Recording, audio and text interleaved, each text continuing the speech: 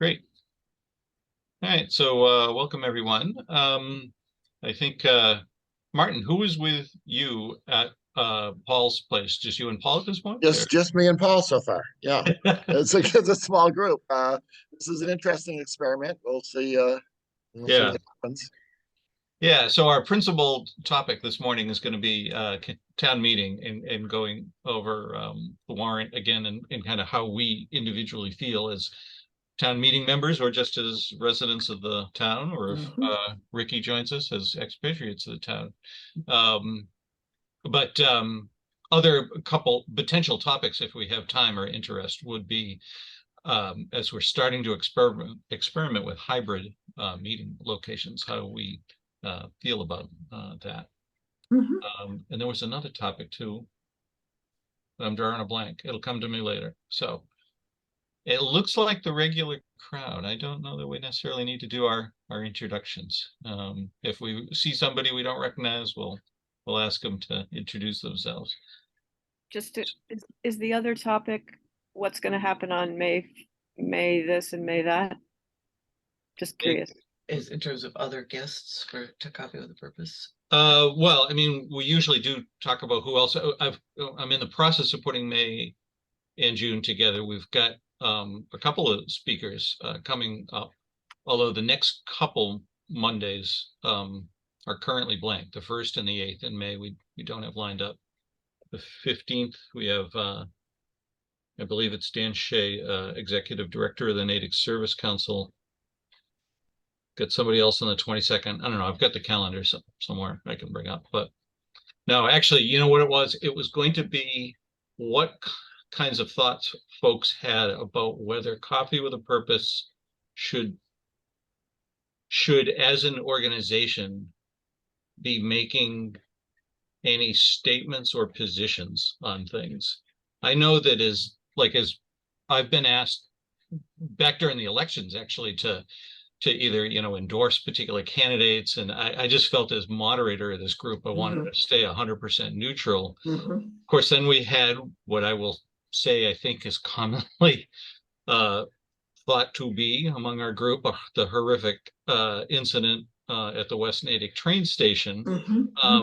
It would seem, ridiculous not to want to speak out against hate, but I'm not sure whether we necessarily want to kind of go down that track of doing that. I really value the idea that this is about our discussions, not about a platform. So, but that's a distraction. Why we're here is town meeting. So what my screen is currently showing is the FinCom recommendation book.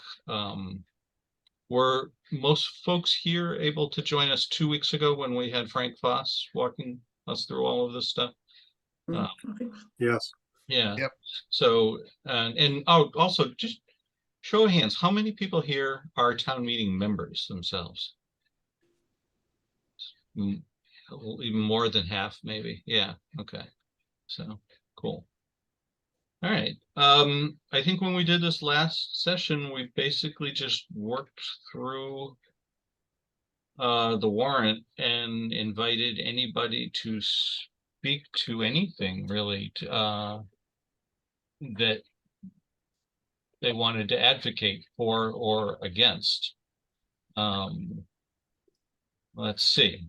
Would that include the consent agenda and motion? I know the most recent things Frank put out were kind of what's going to be in the consent agenda. Does anybody have any thoughts, opinions, information they want to share about that aspect of it? Brindley, you have your hand up? Or yes, I just wanted to because 2 weeks ago when we had this, I had specifically asked Miss Evans if she could be here to be for the planning board articles. I wanted to make sure that we're respectful of her time. I know we usually like to take things in order, but I just wanted to make sure that we keep track since she doesn't always come, and I had asked her if she could be here. I wanted to make sure that as we move forward in this, we're respectful of her time to be able to participate in those specific articles. Thank you, Brinley. That's very considerate of you. Terry, how does your calendar look this morning? Would you like us to fast forward? It's clear for you. How's that? Oh, boy. Wow. All right, that means we'll be going That's to lunch wonderful. today. Thank you. Yeah. No, Hmm. actually, it's really nice to be able to have in a more informal setting an opportunity to both talk through articles, but more importantly, to understand questions or concerns people may have. Yeah. Yeah. Not that I can swear I can have all the answers, but I will do my best. All right, well, just I'm apologize that this text isn't a little bit bigger. Actually, maybe I can probably make it a little bit bigger. I Does thought anybody? it was easiest. I downloaded this as a PDF, Yeah, but when the link first got sent round, and I kind of is it easier to view it that way?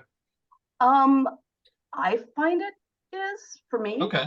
Well, And also it means that I have it as a reference going forward.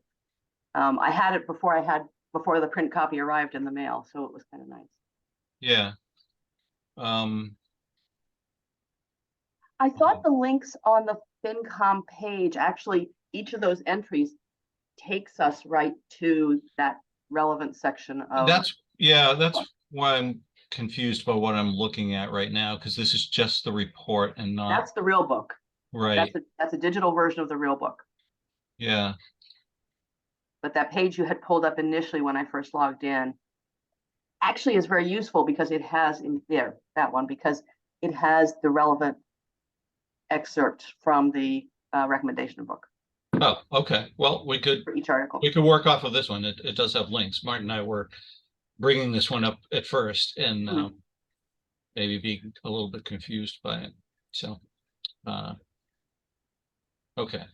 Well, I'll go back then to, yeah, that's a good point. So we have got procedural motions, the consent agenda memorandum, and the consent agenda motion.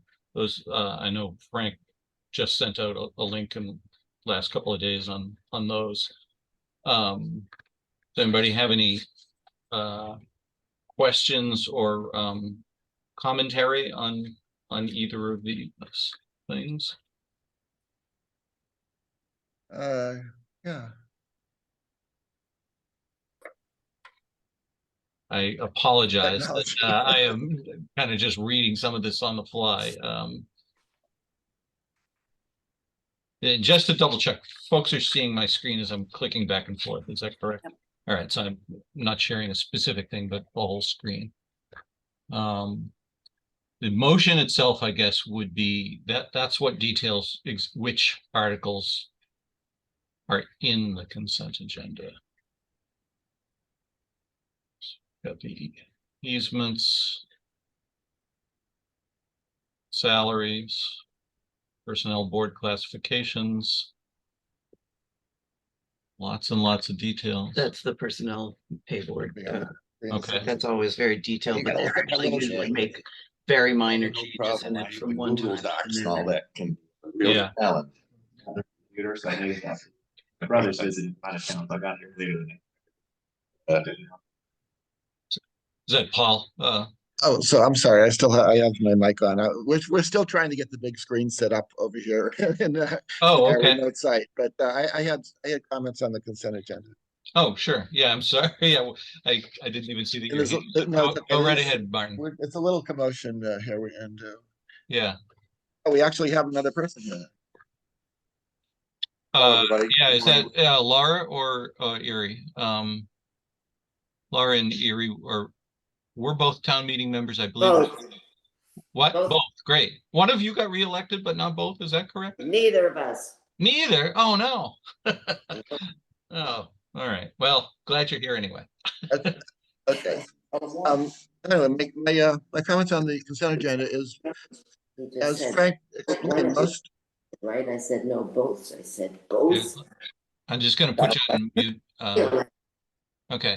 Go ahead, Martin. Oh, do you have your sound on? Okay, now we got two sounds on. So let me see if I can. Sorry, putting the technology. Is mine muted now? while you're figuring that out, Martin, who is Yep. Tech Park US? Someone's just joined us, or is that? Oh, that's probably Paul. Is it? Yeah. Well, Yeah. Oh, okay, because, yeah, that's Paul. You can see Paul close up there trying to It's get a the lovely shirt, adjustments right. Paul. Yeah. See somebody's shirt, that is Paul's shirt, and he Right. is. Yeah. Professional grooming tip: always wear an undershirt. I'll do your Setup. dress shirt. It's funny because Very good. last week when we did our prototype Very color of coordinated. the hybrid, we got it set up 15 minutes ahead and it worked seamlessly. And today we're doing, doing it a little on the fly. Yeah. So it Always the way. shows the advantage of getting here early, I guess. All right. Well, it's a good thing that everybody's a friendly crowd here. Yeah, I think we got the owl working now. Good. There we go. Oh yeah, there you guys are. Yeah, you got to sign up a little bit. Nice. And who else is with you, Martin? Someone sitting to your left. Yeah. It's me, Brian McPherson. Oh, hey, Brian.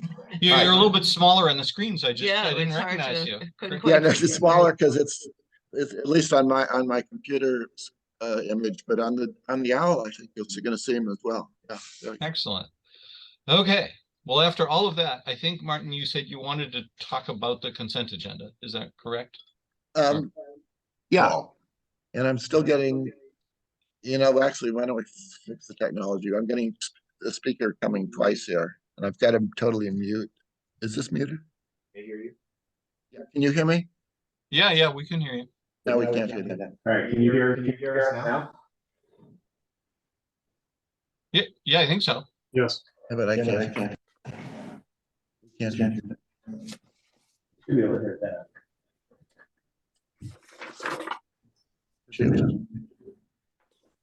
I can hear. Did somebody, Doug or somebody see? Right. Just responding in the chat while Martin is still getting going here. Yeah, we can't hear you, but no, loudly. I think Paul can turn up this. Fine. Cindy was. I'm sorry. I'm all set. You Doug, worked I'm last all time. set. You're all set. Okay, good, Cindy. And I'm I'm trying- also I- getting, yeah. Oh, probably not. Yeah, we're Okay, my definitely mic's getting muted. some Now- echoing now- there. Okay, we got it. Okay. Are we It good? shows you, it takes 15 minutes to get this working right. We're good. Anyway, let me try. I'll talk about what I said. The consent agenda, for the most part, are actually, as Frank said, purely routine things. Things like the, what do you call it? The revolving funds, which just have to be reauthorized every year and are the same. There's a lot of no action items, which there's nothing really controversial about taking no action, so that should be in the consent agenda. The one thing that I have questions about, which is the same thing that I had a question about last time, was the personnel plan, which has been put in the consent agenda because Frank says there's not a lot of major changes in it, but it does have some changes of positions, particularly a lot of some of the positions within Rec and Park and the Council on Aging have been shuffled because there's a new community services director. So there's basically a kind of a new system of staffing where positions have been added, and certainly positions seem to have been added and maybe some renamed. So I thought that deserved a little bit of a presentation to find out what's going on, because the book doesn't really explain it. So personally, I'm going to raise that one as something to take off the consent agenda, but I'm not going to make a big deal about it. But I just am curious about what's happening that wasn't really explained. But that's the only thing in the consent agenda that I think is anything that actually presents anything new that's not a routine matter. Okay. Mhm. Does anybody else on the call have any further information that might explain why that has been added to it? No. I'm just looking it up because I think there's a red line version in the book itself. Give me a second. Let me see if I can find that.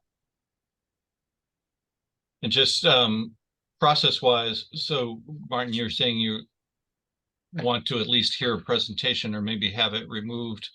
Am I remembering right that you have to have, what is it, Seven. seven people Have to object call or it out. call it out? Yep. Yeah, and Yeah. probably nobody else is gonna do it, raise that up, but we'll see. Yeah, last time I did raise that as the personnel plan because the community services director position was added as a new position. And there were 7 people, so we did take that off the consent agenda and talk about it. Yeah. But we'll see if anybody else has that interest this year. We're getting a lot of echoing from your location. Martin, your audio is kind of. Okay, I did it again. Okay. Okay, you can constantly speak very to it. well. Yeah. Okay. So Doug, just there a is, quick, on page 48 of the book, is a list that actually specifies what the changes are to the pay plan.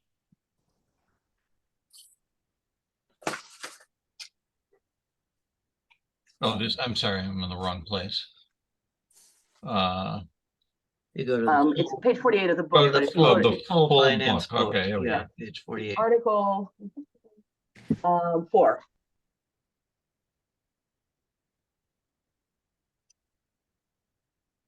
$48. There it is. Up, up, up, up. Right there. Okay, Right down like one more. There you go. Okay. and there you see There we go. what was either modified or changed, or modified or added. Yeah. Yeah, actually, Terry's right. Actually, on page 50 specifically, it shows the red line version of the personnel. Correct. Um, All right. And I think I had seen that it was just mostly changes in titles here is what's. Yeah. Well, there are some, but it also looks like there's some additions. Well, they're consolidating the position of facilities and public works in the director. The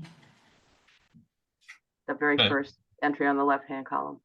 This one. But in the middle column, it's all those rec and park and council on aging positions that are either being changed or in some cases it looks like added.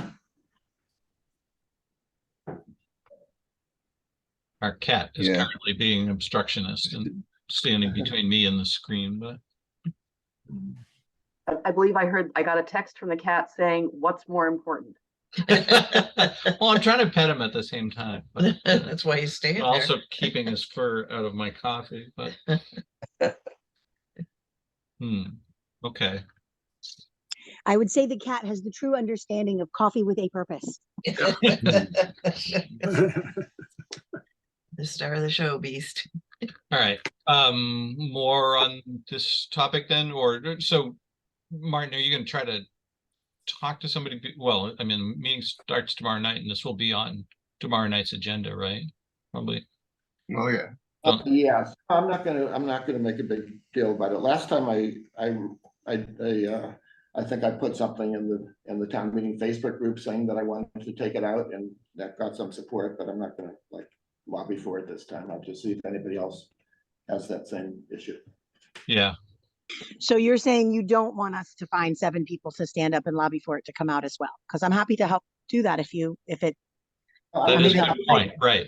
Yeah. I do agree with you that sometimes changes are important for the public to hear. You know, we do homework, but the people watching might not have done homework. So if you do think it's important, I'm happy to help. Sure. People. Yeah, well. Yeah, I'm as I said, since I'm curious about what those changes mean, And the narrative in the book didn't give you enough. Oh, they didn't say anything. The book didn't give any indication at all as to what's going on. I thought, Yeah, it just says they're changed, but it doesn't really get into the rationale of why they were changed. yeah. Cindy, you had a question or comment too. So what you're trying to have, Martin, is if it comes off or if it stays on, you want somebody to stand up and explain what's going on, so Yeah. that's on the record. Not that you're going to oppose it, you just want it explained in the meeting for public record. Worth knowing what it is. We can't hear you, Martin. It's worth knowing what this change involves, or what these changes involve in terms of those departments being reorganized. In fact, titles in the book don't even say what offices they're part of. It says Assistant Director Programs and Services, Assistant Director of Services and Outreach, but it doesn't say Assistant Director of what. So it leaves a lot that's just hanging in my mind. Is this a case where it would be nice to tell whoever might be the person to answer the question that you're going to be raising this? So they're ready? Yeah, I'm looking Frank- at Frank this will want to par- know. what Frank, yeah. I mean, it sounds like it's right here. There were some changes to titles and new titles were created. That seems to be the driving force for it.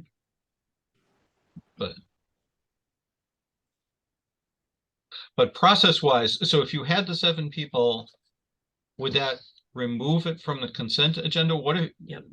it sounds like what Martin really wants is just more of an explanation, not necessarily that it has to be removed, but But I think that's the why is it way, included? my understanding is the way through which you get more explanation is to pull it out of the consent agenda. Yes. Have it Basically, discussed there's no individually. Article if it's on the consent. So the whole agenda. idea of the consent agenda is to not allow discussion of individual items within it. Unless people pull them out. Yeah, the Unless whole you pull it. idea is, here's 10 things. We think they're all non-controversial. If you agree, let's vote on the whole thing. If you don't agree, tell us which ones you want to pull out and talk about. Is basically how it works. Yeah, but the thing is that even if you don't want to, even if you're not trying to say this is controversial, and let's Breaking up again. you can't do that unless it's.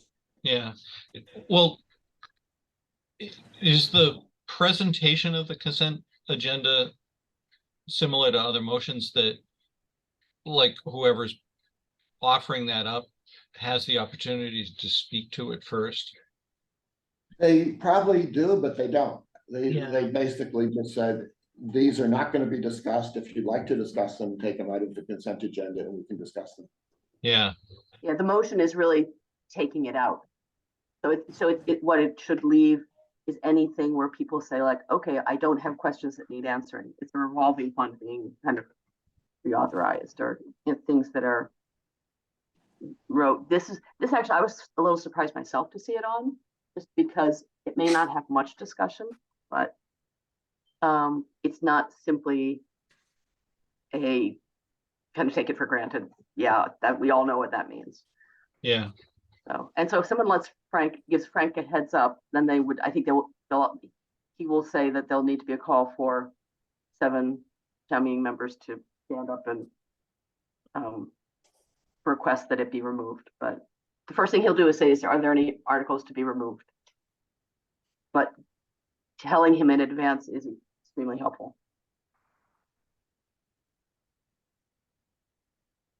Well, I guess then that's up to you, Martin, if you choose to reach out to him. It sounds like you would have some support from fellow Coffee with a Purpose town meeting members to get to the 7 And we make that happen just for the people here today. Yeah. Right. Right. Yeah, I'm happy to stand up for one of the 7. Yeah, I think I'm actually happy. Steve Levinsky is probably the one to apprise, because Steve Levinsky is chair of the personnel committee, and he usually does the presentation on this sort of thing. Although he won't be able to do a presentation, obviously, if it's stuck on the consent agenda. So maybe What generally, I imagine, when you talk to Frank, I imagine that he will give a heads up to Steve. But Frank will tell you, if you need to be the one doing it, he'll tell you. But I think that he'd be able to connect with Steve, because Frank then is going to need to orchestrate that. And this is actually Article 4, so it's going to be the first day. So I guess I should do it sooner. Okay. So can I ask a point of question, please? Yeah. Information. So after the 7 of us stand up, is that an automatic removal, or does it have to go to vote? Automatic. It's automatic. Okay. I would love to hear some conversation about this. I was intending to vote for it, but I'm completely with you, Martin. So I'm happy to make sure that there are 7 people to stand up if you make the motion to remove it. Yeah, I'm happy No, to stand up. Actually, the way it works is a motion doesn't have to be made to remove it. Frank will just say, Article, in the consent agenda, does anybody want to take Article 1 off the consent agenda? And people either raise their hand or stand up or whatever the procedure is or not. Then we'll set up, how about Article 3? And people will stand up or not. And then Article 4, and that's where I would say. No, what, really? That's how it was last time. Yeah, I'm pretty sure that is how it Okay. goes. Because I know there was one I was trying a couple years ago, trying to get pulled out on the basis of somebody who lives in my precinct wanting one discussed.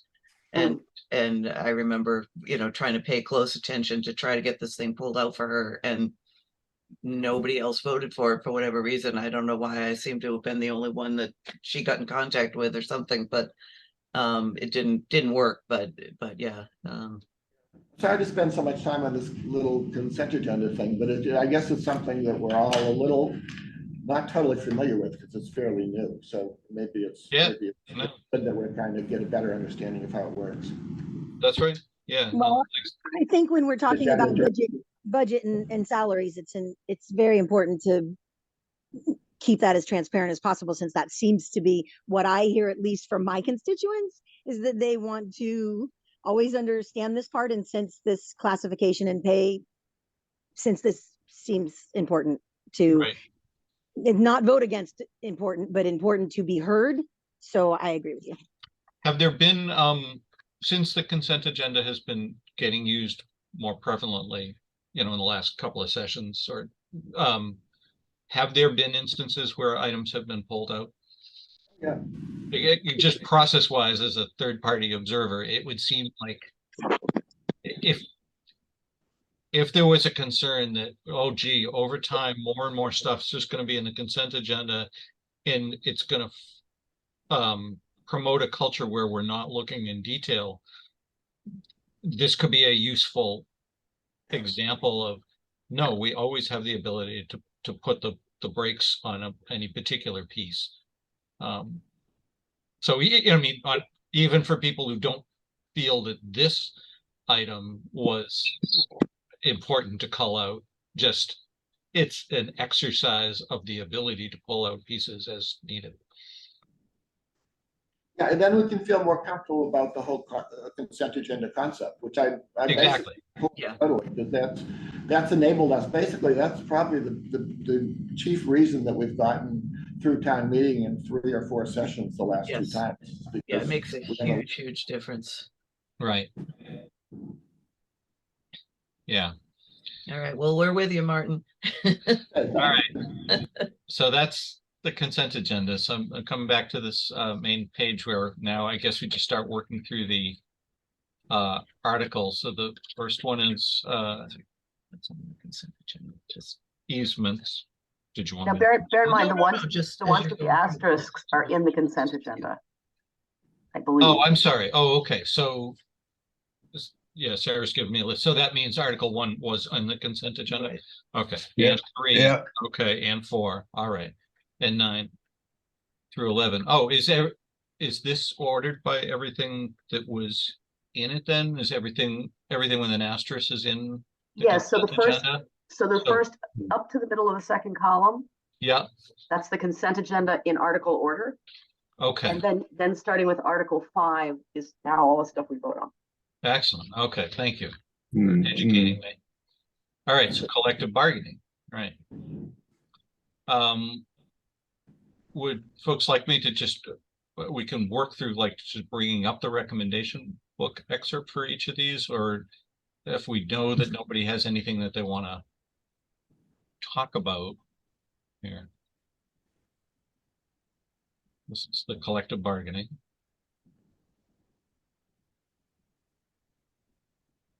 Anybody have any opinions about this one? No comment. Yeah. No comment. Yeah. Okay. Go back to home rule petition. What? We're not talking about the What? Article 2. I mean, it doesn't seem controversial, so I guess we can go on. Well, where is it in this list? I thought Article what 2 we is were saying was between- everything with an asterisk was in the consent agenda.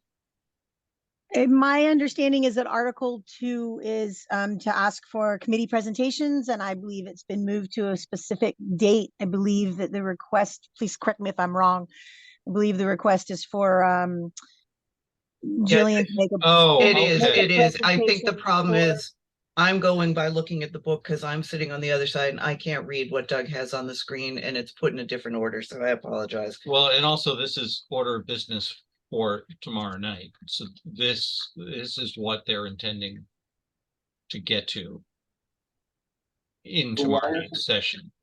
2 is being moved to a different day, you're saying?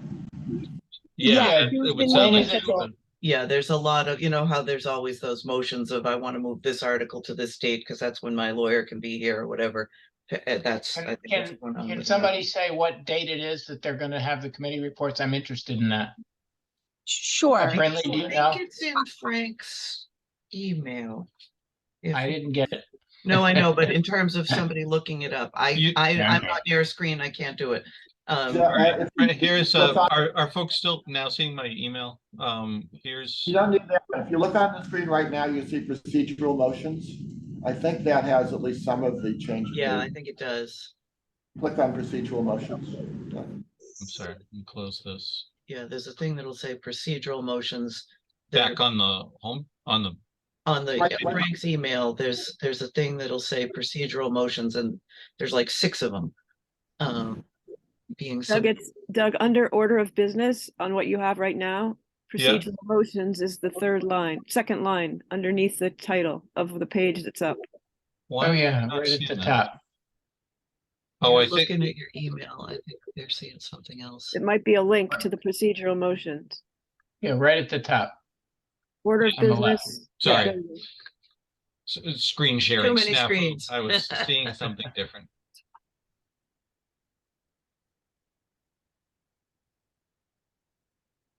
So if you keep going. Bill, I sent you a chat if you want to look at that.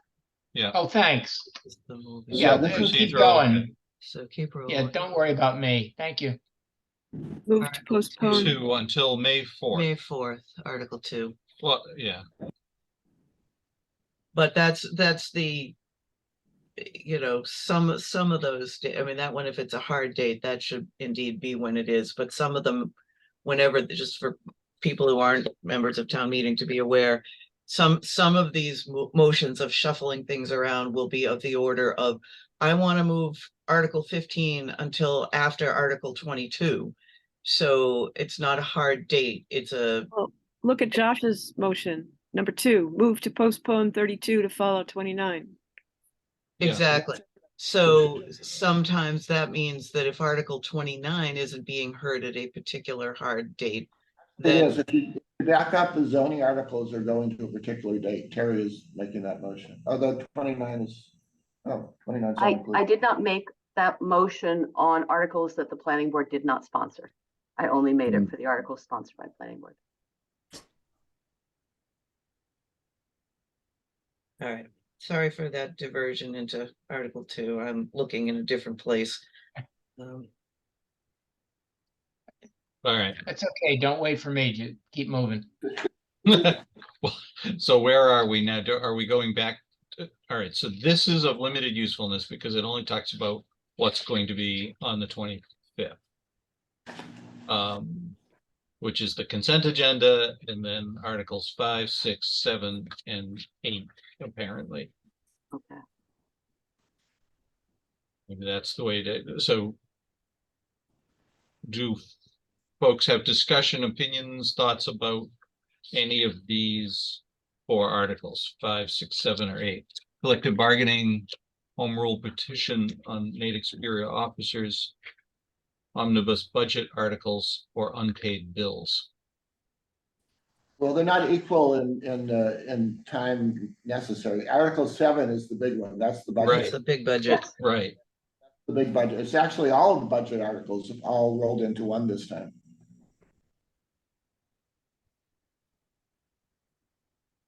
So I actually listened to those this time, and the questions I had were bigger than what would ever be discussed. You know, they would have had to have been had way way, way back during school committee. Um, so I wouldn't raise any concerns, and I intend to vote yes on all the budget stuff.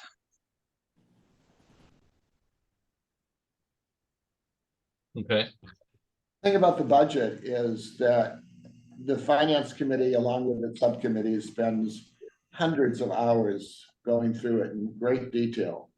And to try to talk about it on town meeting floor in an hour or so is just impossible, because it is, and one thing affects another thing, and it's something that is very, very, intricate. Yeah, I think that's sort of a broader issue of trying to get town meeting members to, if they think they're going to have questions, to engage with the process earlier on rather than waiting until the day of town meeting. Because if you as Martin says, it's way too big and complicated to sort out in 10 minutes on town meeting floor. And if you do go to the finance committee and listen to their hearings, you'll learn an awful lot. But I think people don't always, at least initially, as they become town meeting members, know to do that. So, Sarah, that is one of the things actually that I wish we could find an adjustment for. I was following the agendas so that I could know when to listen to FinCom and select board and for things that came up for discussion. But it took a lot. It took a lot more does. effort. And I do wish that there was like a town meeting person that just, now that we have everybody's email, would just say, hey, this is coming up tonight. Please, pay attention. If you, look at it right here. If you think you're going to have a question, you should pay attention. If not, please look at it before it comes to town meeting. Because, I just feel like the communication, this is an area very specifically where the communication could really help town meeting and transparency. Yeah, no, I mean, this is somewhat of an aside from today's discussion, but I mean, I know I am retired and I don't have time to listen to every single hearing of every single group in town. I do try to target the ones that I think I in particular might have something to say about, but yeah, it's a tough issue, and I think it could definitely be improved. Speaking of communication, I misspoke earlier. On the 15th of May, we have Jay Oropatich. Is that how you pronounce his name? The communications director for the town is going to be coming to Coffee with a Purpose. What's that? Oropathic. Oropathic. Okay, I'll have to practice that before the 15th. I've reached my threshold of botching it, so I get it right all the time now. Oropathic. Okay, cool.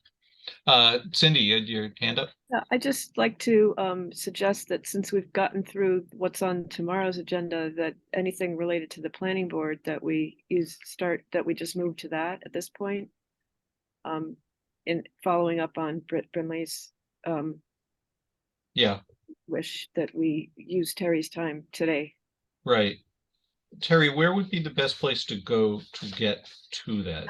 Article 24 is the first planning board sponsored article. Article 24.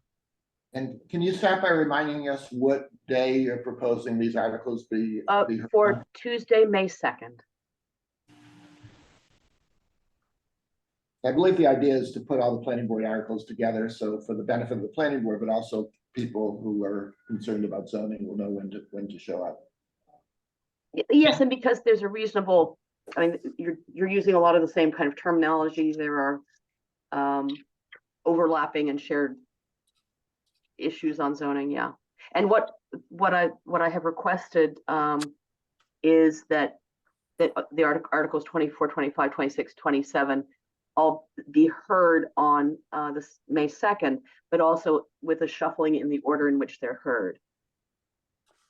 Which one would be starting then? 24? 26 would.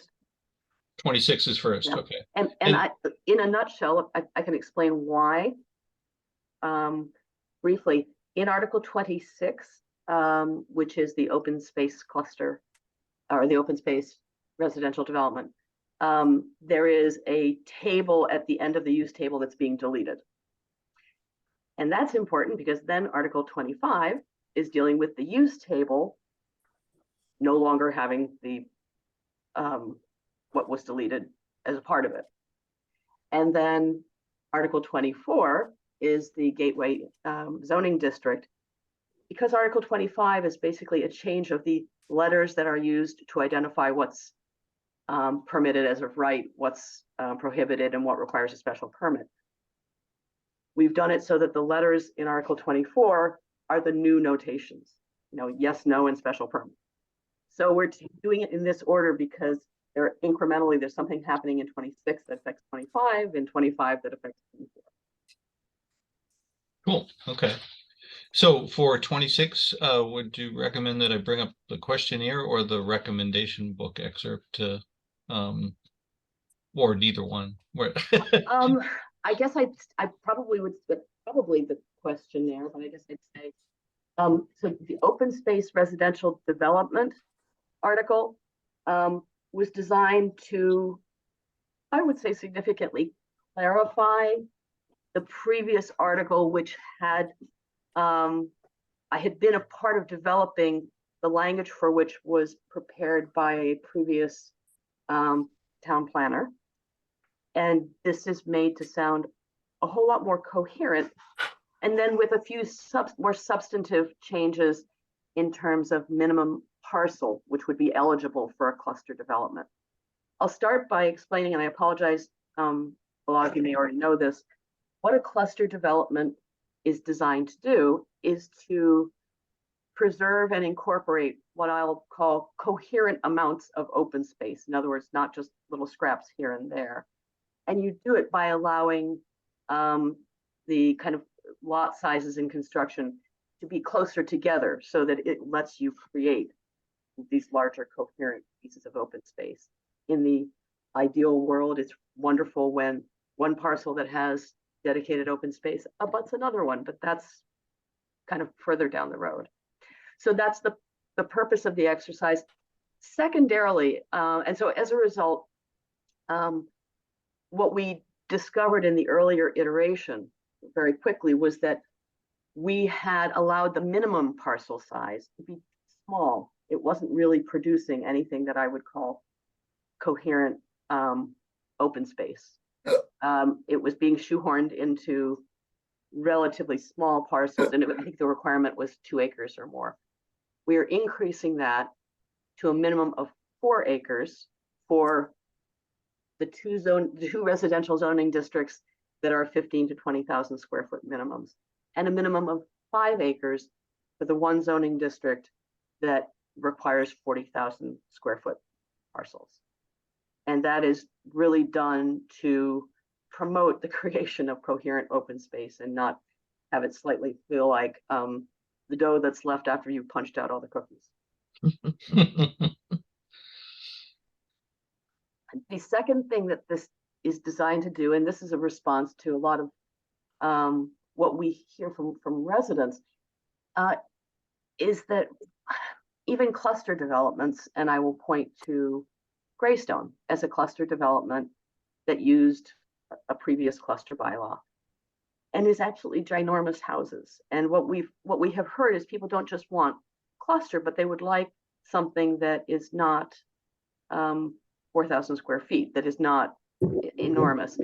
So there is a requirement that is a part of this bylaw that requires that 75% of the units in a cluster development have to be 2,200 square feet or less. And for a lot of us, 2,200 square feet sounds like quite a lot. If you look at what's being built today, you're seeing houses that are significantly higher than that. So we wanted not just to do something that conserves coherent open space, but something that actually requires a certain building size so that there is some mechanism for providing it. You can only by special permit end up, or by bylaw, end up kind of requiring this sort of ratio. You can't do that with a conventional subdivision because of state statute. So that is just, this is simpler than the previous bylaw.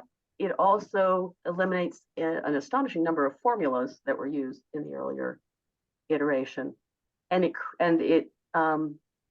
creates an incentive to build units that are not as large as traditionally are being built, but at a size point that seems to be reasonable with developers. It's no good to have a bylaw that puts requirements in place if no developer wants to touch it. So Terry, do you expect any, like if someone were to oppose this, why would they choose to do that? If you can put on your multiple personality hat, kind of. No, I think that's a good question. There is a requirement, and this is a shift that actually talks about inclusionary housing, that requires more or less residential development exclusive of conventional subdivisions to have to provide some mitigation in the form of inclusionary housing.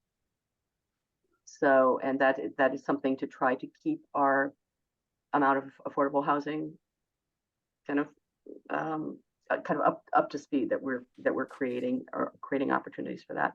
So someone may have a question about that. I know that anyone who is who is a developer, has interest in development, will have questions about whether the requirement for a percentage to be 2,200 square feet or smaller to be a disincentive to the development. And actually, I would turn to Martin, because Martin was a great resource. Oh, inclusionary housing is a term that's used for affordable housing, and that is housing that meets specific requirements of the state in terms of income qualification. And generally, we are moving, and Amanda can explain that, but we are moving to formulas that require these to be in perpetuity. To Cindy's question, they can be rental or rented or owned, and Natick today has a mix of both rented and owned affordable units. Cool. Were you asking for Martin? Oh, I just, because Martin had a number of questions and may still, so I'm very happy to turn that over for any comments that he may have or things that we've discussed. Yeah, the thing I raised at the Open Space Committee meeting and the Planning Board meeting, and actually the FinCom meeting as well, is the definition of how much open space is being required. And it's a very confusing question, because how do you define open space? Do you define it as wetlands? Do you define it as only dry areas? So the previous versions of this bylaw said 50% of the total area of the development would be open space if it was going to be a cluster development, which sounds pretty good, and it worked for Greystone. Actually, both of the Greystones, the first part and the second part. But it didn't work very well for some of the other proposals that have come to the planning board that had a lot of wetlands in them. So the new one lowers that to 35%, but on the other hand, the percentage of the open space that's got to be dry has gone up to 75%. So there's a lot of numbers being thrown around. So there's going to be less perhaps open space, but more of it has to be dry area and contiguous. So whether that's better or worse than the old bylaw has been a confusion point in my mind, because it's like apples and oranges. But I can see that this may be for the better, but in some cases maybe it's not. But hopefully it is all around. Actually, just to jump in on that, what's important is that the 35% figure is not, it's not, in the old one, it was a 50% total land area. This is actually 35% of a subset that removes easements, other non-buildable elements out of the base. So 35% of it's 35% of a smaller number. But what it does is it allows things like open space that has an easement running through it is still considered to be contiguous open space. Because if you have a power line above, you're not going to build there, but you shouldn't get that counted as open space, which it was previously. But it is not going to be developed. Amanda felt very comfortable that you would end up with at least the equivalent amount of open space, not all necessarily preserved and literally protected, but that it would not be built on, and it is generally incorporated in the treatment of the larger the dedicated open space parcel. Just a question about the wetlands. So suppose there's a large wetland or a small, whatever, a wetland in this area, then how does that land, how is that treated in a development? All right, so more or less when we're calculating what's called preliminary area, it excludes delineated wetland resource areas defined by the CONCOM, the Conservation Commission, vernal pools, and buffer zones that are identified in the Wetlands Protection Bylaw, non-buildable easements, required restrictions. So all of those they are not going to be built on, but they're not used to calculate the formula. It's important because we have experience with developers who view wetlands to some respect as an opportunity to, pad the books is too strong a word, but to kind of leverage that into being able to fit more units onto the property. Thank you. So I have a question, Terry. It's Rick. Yeah. I'm looking at the trees, the native tree preservation, which is great. And I'm wondering, I see that there's a waiver, that there's a 10% waiver either way for something else. But what if the developer wanted to put in solar on roofs, and the native trees were large enough to really make that unproductive? Has that possibility occurred? Because it certainly strikes me that it could. I mean, in a way, we'd like to encourage developers to be putting, to be making solar at least an option for people coming into these Well, places. I think, and bear in mind, I think that the point that you raise could apply with any subdivision. It's not unique. Yeah. It's not unique to the cluster bylaw. And so there is some language, I believe, and I'd have to go and look at the solar portion of the zoning bylaws to actually see how they delineate it. But that would be one very likely where we would be working with Conservation Commission. And so your guess is probably that they would, you would be able to talk to them about doing something like that in a subdivision? Yes, well, in general, on issues of tree removal, there's a requirement in our subdivision rules and regulations about identifying trees with a diameter of, I'm trying to remember, 8 inches. 8 inches. 8 Yeah. inches. Yeah. That have to be delineated on a property so that you are very aware of what trees are being adversely affected. On a case that does not have to do with cluster bylaw, there was such an issue that came up with the Walnut Hill School now a number of years ago, but they were putting in a solar installation that required a certain amount of trimming, that they were able to retain trees, but they also were siting solar arrays in such a way that it would make it worth their while. And do you know, did that work out? Were they able to trim? And Yes, they have the arrays, and as far as I know, they are still using them and doing well with them. But it was one of those very careful reviews, because they required a special permit to see that the trees would not suffer by, that they would still be thriving. Okay, so just so I understand it, to recap it in a sentence, it would be a conservation issue and require a special permit application to do something like that, independent of it being a cluster or a subdivision, doesn't really matter. Well, I'll say that anything requiring a special permit is going to have, and this is including but not only for the cluster bylaw. Anything that requires a special permit gets pretty close scrutiny, and if there are conservation issues, which includes wetlands delineation and so forth, that is something that is part of the review process. Again, I'd need to look at the language around solar arrays, or probably I would end up checking in with Jillian Wilson Martin and Claire Rendelli, who's the conservation agent. Okay, thank you. Sure. Brinley, did you have a question too, or no? I did, but I'm not sure if it was appropriate. I was just curious if there were, when Terry, when you were talking about the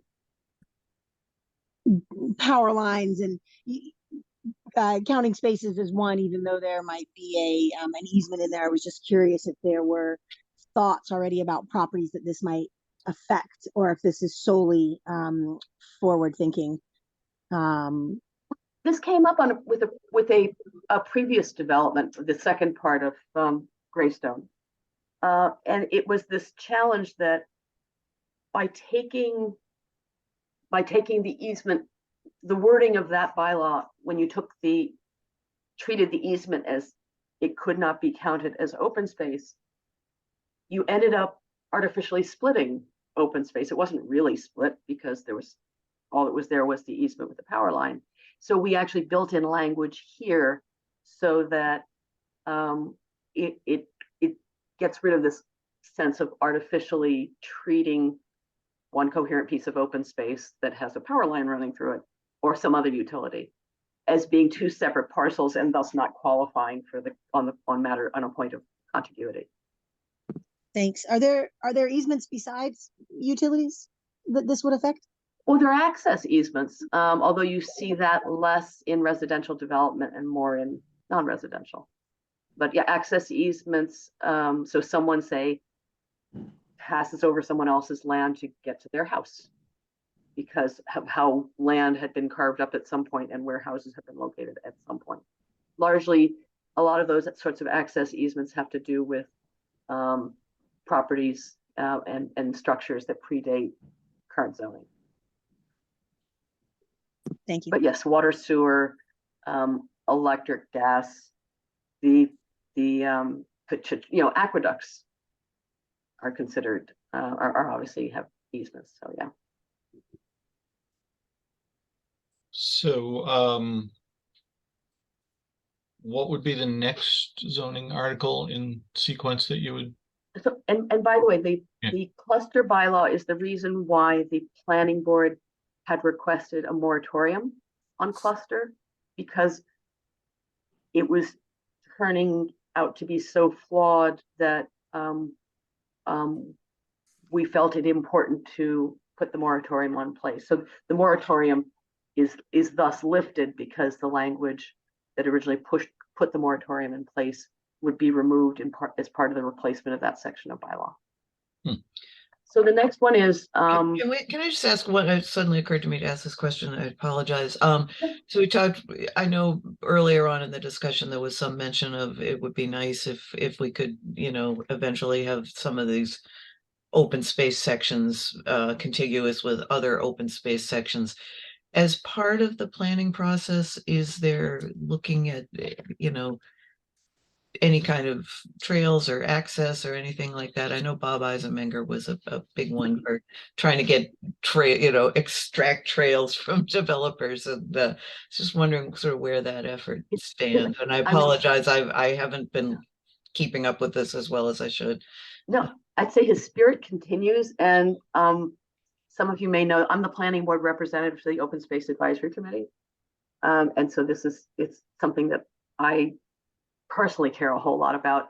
And I'd say at Greystone, there's a good example of a trail that's put in place that ultimately runs kind of southwest of the first part of Greystone towards Cottage Street, where a very short distance away it connects with the Sudbury Aqueduct walking trail heading west from Cottage. So, you know, we try. One of the challenges is you only get to connect the land that someone proposes to do something with. Right, exactly. But we do see that, and I think Martin may have said a brief something earlier to the reference to the second phase of Greystone, and that actually will have a certain connectivity to the first phase of Greystone. And I think, Martin, am I right that we're still waiting for the bridge? I believe so, yeah. Okay. There's a footbridge over a little stream. Another thing on Greystone, which is that it's not only contiguous to the aqueduct and so forth, but it is also the open space is made more valuable by the open space in the Hopewell Farm development, which is kind of, right. Hopewell Farm was built, oh God, like 20, 30, 40 years ago, a long time ago. And it wasn't, somehow it's been kind of a mess as to who owns it and whether they're going to maintain it. And in any case, the public doesn't have access to it. But despite all those problems, it's turned into an actual asset here, because the Greystone, the new open space, which has a trail, it's kind of a thin open space right away that they put in. And I was a little concerned that it was so thin, it was going to look close to the houses and so forth. But actually what they did is they put the trail on the border of Hopewell Farms. So we're getting open space from Greystone on one side, open space from Hopewell Farms as a buffer. The public can't actually walk in it, but it's a great open space buffer on the other side. And that really enhances the whole value of the trail by the ability of the Greystone developer to put their open space right alongside the Hopewell Farm open space. Cool, thank you. So can I ask a quick question on that? Since I walked through Greystone to get to the access of the Sudbury Aqueduct off Cottage, I've been looking for something like that. I haven't been able to find it. Is it not open because it does not have a bridge over the stream? Is that the issue? It's not finished yet. Not finished yet, okay. We've scouted it out a few times. Yeah, remember that it was back, I think three of us went, you and David and Lotting and I. And yeah, we found a way of navigating around the place where there's going to be a footbridge. It was a little tricky. Yeah, it depends on the water level. Sometimes you can hop over, sometimes you can't. But the rest of the trail, if you start at least from the top, from the Cottage Street end, I'm sorry, the Rockland Street end, you don't get to the bridge for a while. But you're basically walking. First, you're walking under the power lines, which frankly you don't even notice that you're under power lines. I know it sounds objectionable, but it's not. And then it continues along the border. Basically, the property line between Greystone and Hopewell Farm is where the trail is, which is also along a stone wall, which is very, very nice. So if you basically follow the power lines and then the stone wall, you would that's where the trail is sort of defined, and it's going to be better defined, I guess, as we go along. Okay, great. Thanks. Learned something very useful. So Terry, what's the next article? Article 25. 25, okay. And this is the nerdiest of the articles. Oh. Article 25 is the use regulation schedule. And what that means in English is it says what uses are allowed in what zoning districts. Actually, can you pull up the motion instead of that of the question and answers? It might be more useful. Yeah, where would I? Probably be in the recommendation book if it's not in the questionnaire. And that motion. I'm sorry, I just went to the wrong one. Okay, Article 25 starts on page 209 of the recommendation book.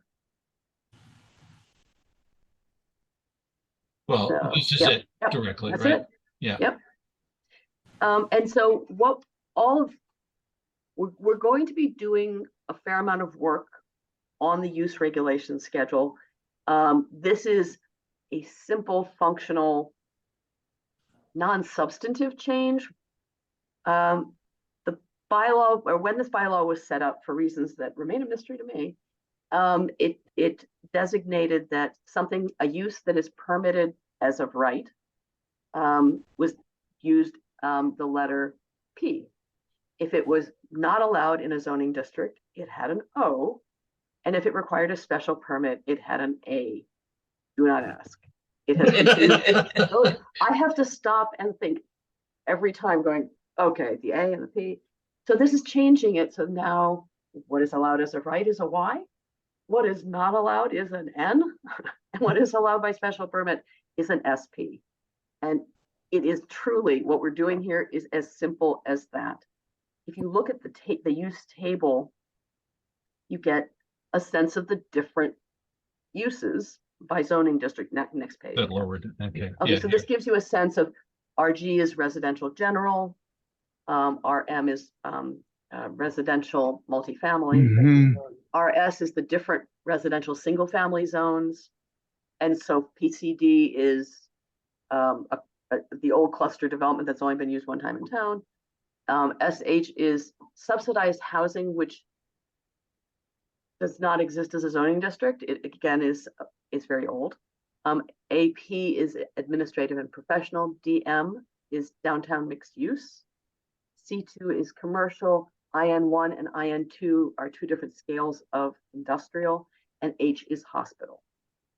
So any use under the sun exists in 55 entries, all of which are assigned a letter.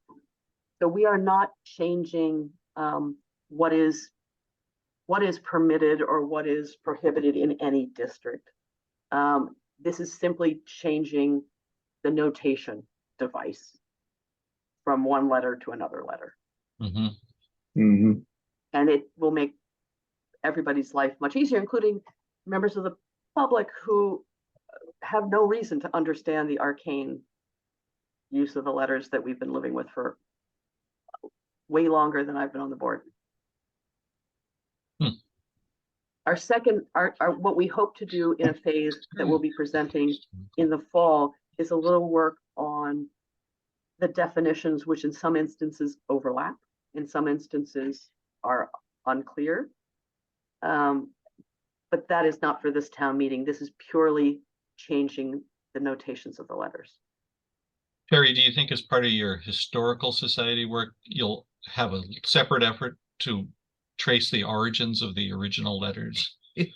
I understand where they came from, because in an arcane way, because we're good at arcane. A is because it was, no, I'm sorry, P is because it was a permitted use as a right. O, I think, was originally they thought of omitted, as best I can tell, and A was because it was allowed by special permit. Not how I, as somebody who has worked in communications all my life, not how I would have done it. But all we are doing here is changing the letters in the use table. And that is it for this phase. We because there's a lot of work that needs to be done on the use regulation schedule, we agreed that it made more sense to do the low-hanging fruit first, which is changing the letters. Hopefully that should be non-controversial. I would hope, because it really is nothing of substance being altered. It's simply the terminology. Yeah. So that is it. But the reason we want to hear 25 before 24, says she, queuing up 24. 24 is the Center Gateway zoning article, which was heard last fall. And the reason we wanted to get the letters in place for Article 25 is because Article 24 establishes Center Gateway zoning district along East Central Street and a small part of Union Street, east of downtown. And because it has to have a list of uses assigned to it, that's why we want to get 25 out of the way, so we could get the letters right for 24 when we dealt with that. So there's the map of the zoning district, pretty simple in color coding to see where the district, where the different zoning is, and it basically pink is residential general, which includes 2 families and so forth. And you can see that black outline that runs down the middle of East Central Street and extends from the west on Grant Street and to the right just before the Community Senior Center. That's the district in discussion. Much of that district currently is developed as commercial, although it has been something of an incoherent development of commercial property there. There are a lot of very small lots, particularly on the west side of Union Street. And it's a chance in this zoning district to create a transition between the largely residential neighborhoods to the kind of southeast of downtown and to the east of downtown, and create a sense of a mixed use gateway. And by mixed use, I'll note that it is designed to kind of include and foster a mix of residential above and commercial on the ground floor. The only place where that is not pressed is on Grant Street, because Grant Street is kind of comes into a residential neighborhood. So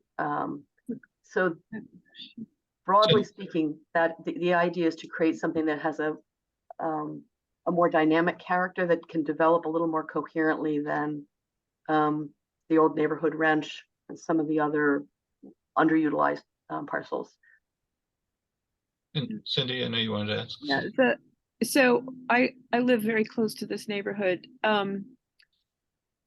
The gas station on the corner, I guess I need to understand what residential general means.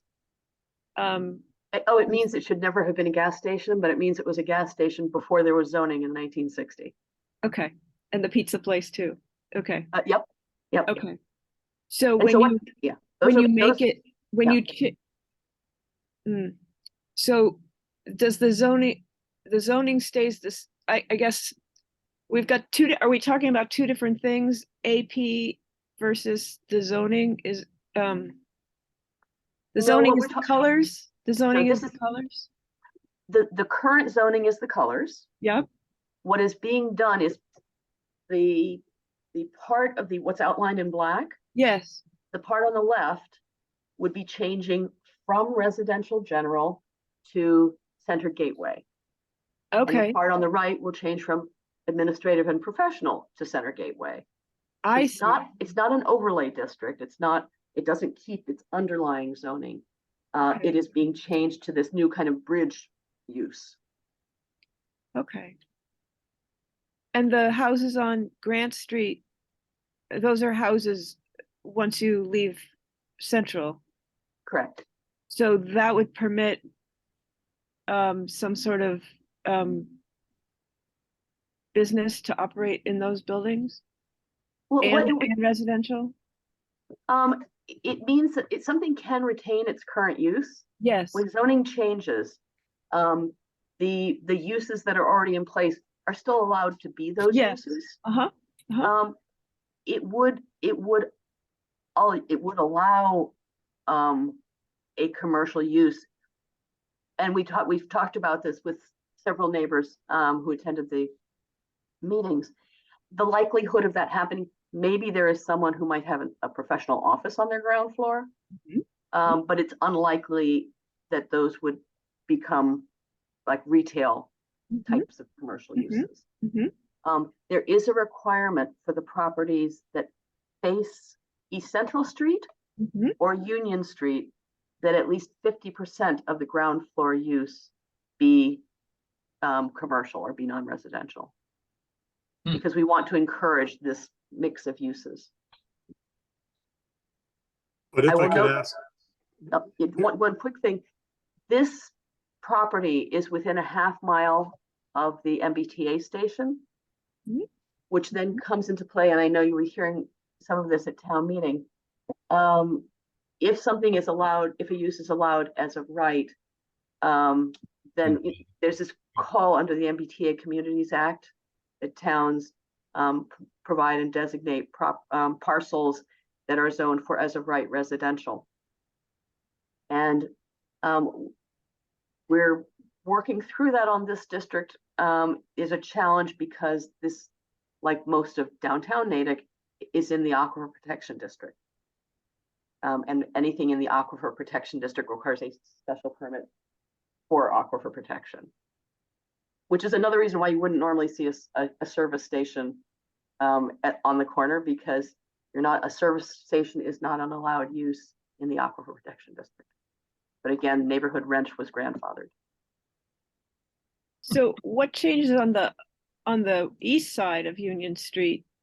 Like that's the bank that's empty, Mhm. the restaurant, the tavern, and then the armory, and then an office building, right? So And then it's a Victorian house that's an office. Yeah. yeah.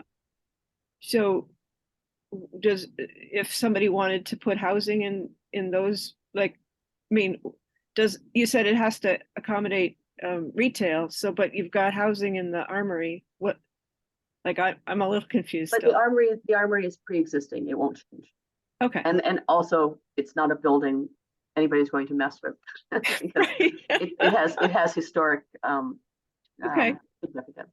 Okay. But what you have is the old Santander Bank building, those first two parcels that are fairly underutilized. You have Morse's Tavern next. Yeah. And the thought that what you may actually do is kind of have something that is considered more thoughtfully in terms of not necessarily retail on the ground floor, but commercial. Okay. Okay. So and retail is some of commercial, retail, restaurants, professional uses, and so forth. Okay. All right. Thank you.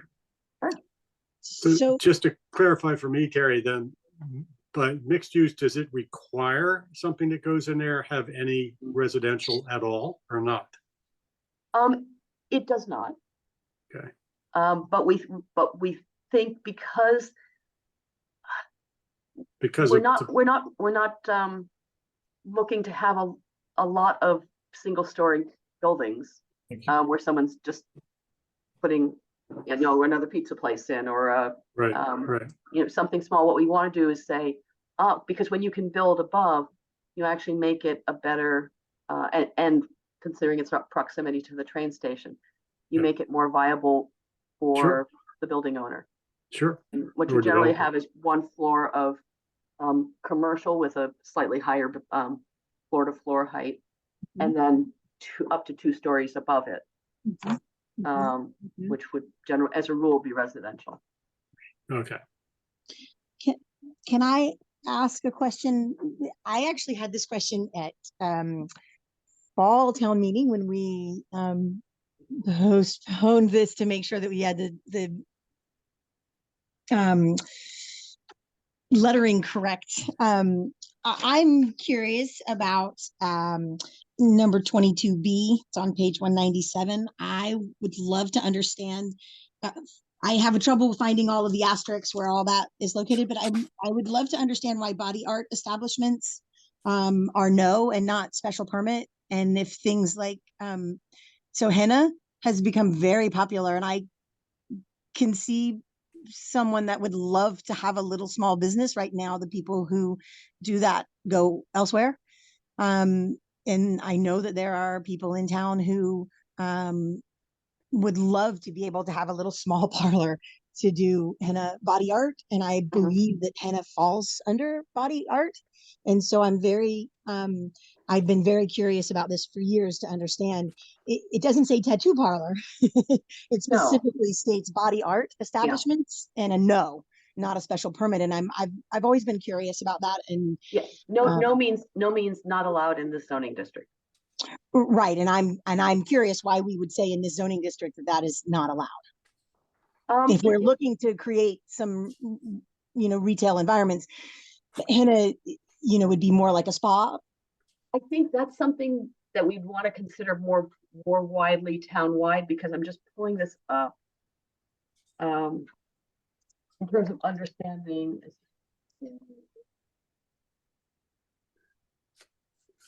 Because right now, Doug, can you show what the heading is for this section? Thank you. Let's see, where are we? This is just the new zoning district, Okay, CG, Yeah. CG, Center Gateway. thank Center you, Gateway. thank Yeah, you, okay, Okay. okay, So that was why we needed to fix 25, because the letters that we're using in the new Center Gateway have the yes, no special permit. And Okay. there was in 2000, in 2001 is when the body art establishments were voted by town meeting, and what town meeting voted, and I will read you very specifically. Body art establishments shall be allowable only on parcels of land situated within the regional corridor overlay district. Upon the grant of a special permit by the planning board, the use is prohibited on all parcels which are not located totally within the RC overlay district, and specifically prohibited in any premises zoned highway mixed use 2 and 3. So interestingly, in 2001, town meeting, before, this is long before I was not yet a town meeting member, that came into being. And so it was defined that narrowly. That's going to be a whole separate conversation, but that is why we can't just go in and randomly change that letter now. I gotcha. Without actually going back and getting to the root of that larger question about body art. I dare say in 2001, there was a very different sense, not just of what body art meant in terms of including henna, but there was a very different sense of what, what places were like where people get tattoos. Oh, I'm you know, 100% sure that's what it was. Yeah, and so what we have is a kind of a much more precise zoning bylaw on that point, probably because someone, I don't know what happened in 2001 that made someone say, maybe we should allow this use, but we'll have to ring fence it very carefully. And to limit the use, and actually adult uses are treated the same way, and actually a very similar parameter on zoning districts. So that is a larger, it's a worthy conversation, but it's a very different conversation that we can't effect a change on simply by updating that letter. Gotcha. Thank you for that explanation. Sure. It's like navigating through a really complicated maze sometimes. I'm sorry to say, we're hoping to simplify this. So are those type of conversations on the table anywhere? They will be, in that the uses as described are in need of review and revision. We wanted to undertake that step of changing the letters as the first step. And then we have, I would say that issue on body art is a part of it. I mean, we still have things that list tea rooms, and right. And there are uses that overlap with one another, so it's not clear whether something is considered craft production or light manufacturing. So we're trying to get some sort of a clarity on that. But I think it's a valid point about, what we consider common sensibilities on body art, again, is very different than it was 20 years ago. Oh, yeah, I just think about it a lot because I see and know so many people, and as the diversity of Natick changes, that conversation has come up many times, and so I have just been curious about how it moves forward.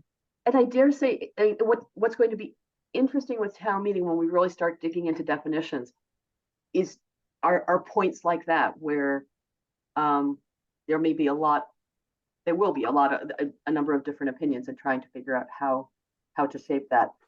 I would say I would not be surprised if in the fall we come back with definition changes. It may not be complete by then, because it's complicated, and the thing with the zoning bylaws is everything is wired into something else. So if you change something here, it affects things over there. So that would be my one next question as this moves forward, because I really am hoping that with the passing of this, that we will see affordable housing on top, and we will see these units as these properties change hands and get developed. as it moves forward, does it then mean that this whole zoning would have to come back to town meeting just to adjust that one thing? Or once we adjust the definition somewhere else, it automatically fixes, as it were? No, you'd have to go through, because right now it's not allowed in any zoning district. So it is only allowed by special permit in the RC overlay district. Right.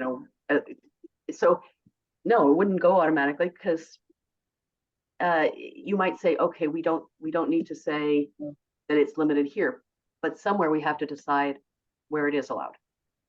Right. So it's not allowed just in changing. residential neighborhoods. It's just It's not just by changing definition. In other words, Nope. you can't just pull henna out of the definition. And I think we probably would not want to. I right. think we'd want to be careful, because what you don't want to do is get into microscopic definitions. Right. Where you're parsing it so finely that it makes it hard to adjudicate, or you describe something so narrowly as to exclude things you didn't intend to exclude. Right. I just meant that maybe if it became something like special permit, where it may. That there are a lot of things that do require special permits, and a lot of things generally that would have an impact on. There's a reason why it's not just we'd like to review the case, but that they would require a special permit. Great. Well, thank you so much, because that really was my biggest thing about this whole area, is understanding some of the individual uses and their Okay. Right. And I completely understand, because I've lived with these zoning bylaws as long as I've been on the board. There are things in the use regulation schedule, including the arcane subject of footnotes, that need to be cleaned up. The question is how much we can achieve with each bite. So we started with this bite of changing the notations, and we'll see how much we can actually grab with the next revision without it being overwhelming. Because I'm actually thinking there might be 2 more stages, but Great. Amanda feels more ambitious than I do. I am seeing this is wonderful. Are you seeing that 25 will be 24 will be do you think there will be opposition to it? Do you see this being a problem?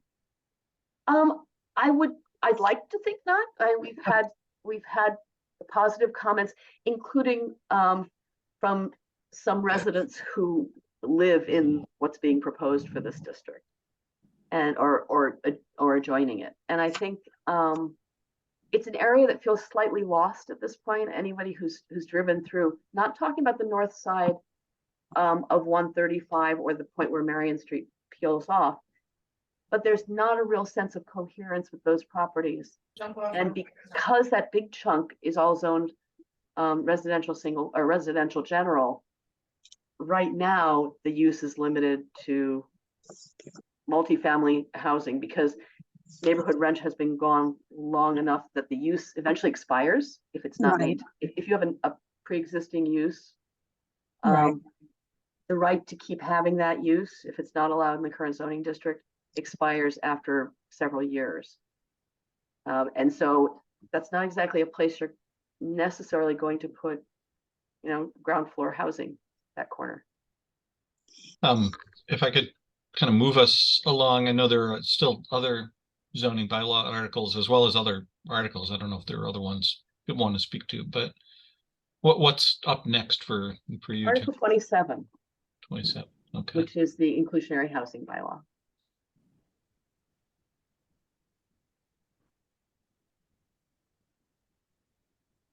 And this is a revision of the existing inclusionary housing bylaw. Again, our current economic and community and economic development director has led the charge in refining an existing bylaw that had been It had a level of complexity that made it complicated. It also, in the original language, it incorporated an incentive concept for developers to promote the development of affordable housing, and it kind of conflated it with the mandate, which was at the core of Section 5J of the zoning bylaw. So what Section 5J of the zoning bylaw was, the intent of it was to say, if for any housing that we are developing, there has to be some sort of mitigation that promotes the creation of affordable housing. And everyone knows, or you may know, that Massachusetts requires communities to have at least 10% of housing units meet the requirements for affordable housing as set in state statute. It means that every time 10 units of housing are added somewhere in town, that we are kind of on the hook to create another unit. And we have an inherent shortage. Right now we have more than 10%, but we keep an eye on that, and we keep an eye on opportunities to create affordable housing. So what this does is it sets aside the idea of an incentive program for developers, because we've come to realize that has its own complexity. And this more or less is a mandate that says, if you are developing something that adds 5 or more units, housing units, then you have an obligation to provide either an appropriate portion of affordable units or a fee in lieu that could be used by the town to acquire or improve properties to seek the creation of more designated affordable units. So that's the short of it is it puts this mandate in place for development of 5 or more units in the course of a development or a redevelopment of a property.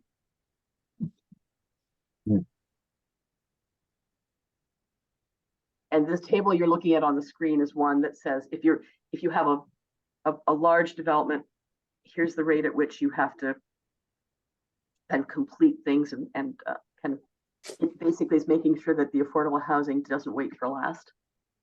So as a phased development, that you have to keep the building of the affordable housing happening at the same time. Cool. So that you don't say, yes, we're done with our project. Oh yeah, I'll get the affordable units later. Mm. So, what is the actual percentage of units that have to be affordable? It is 15%, except in the DM district where it is 20%.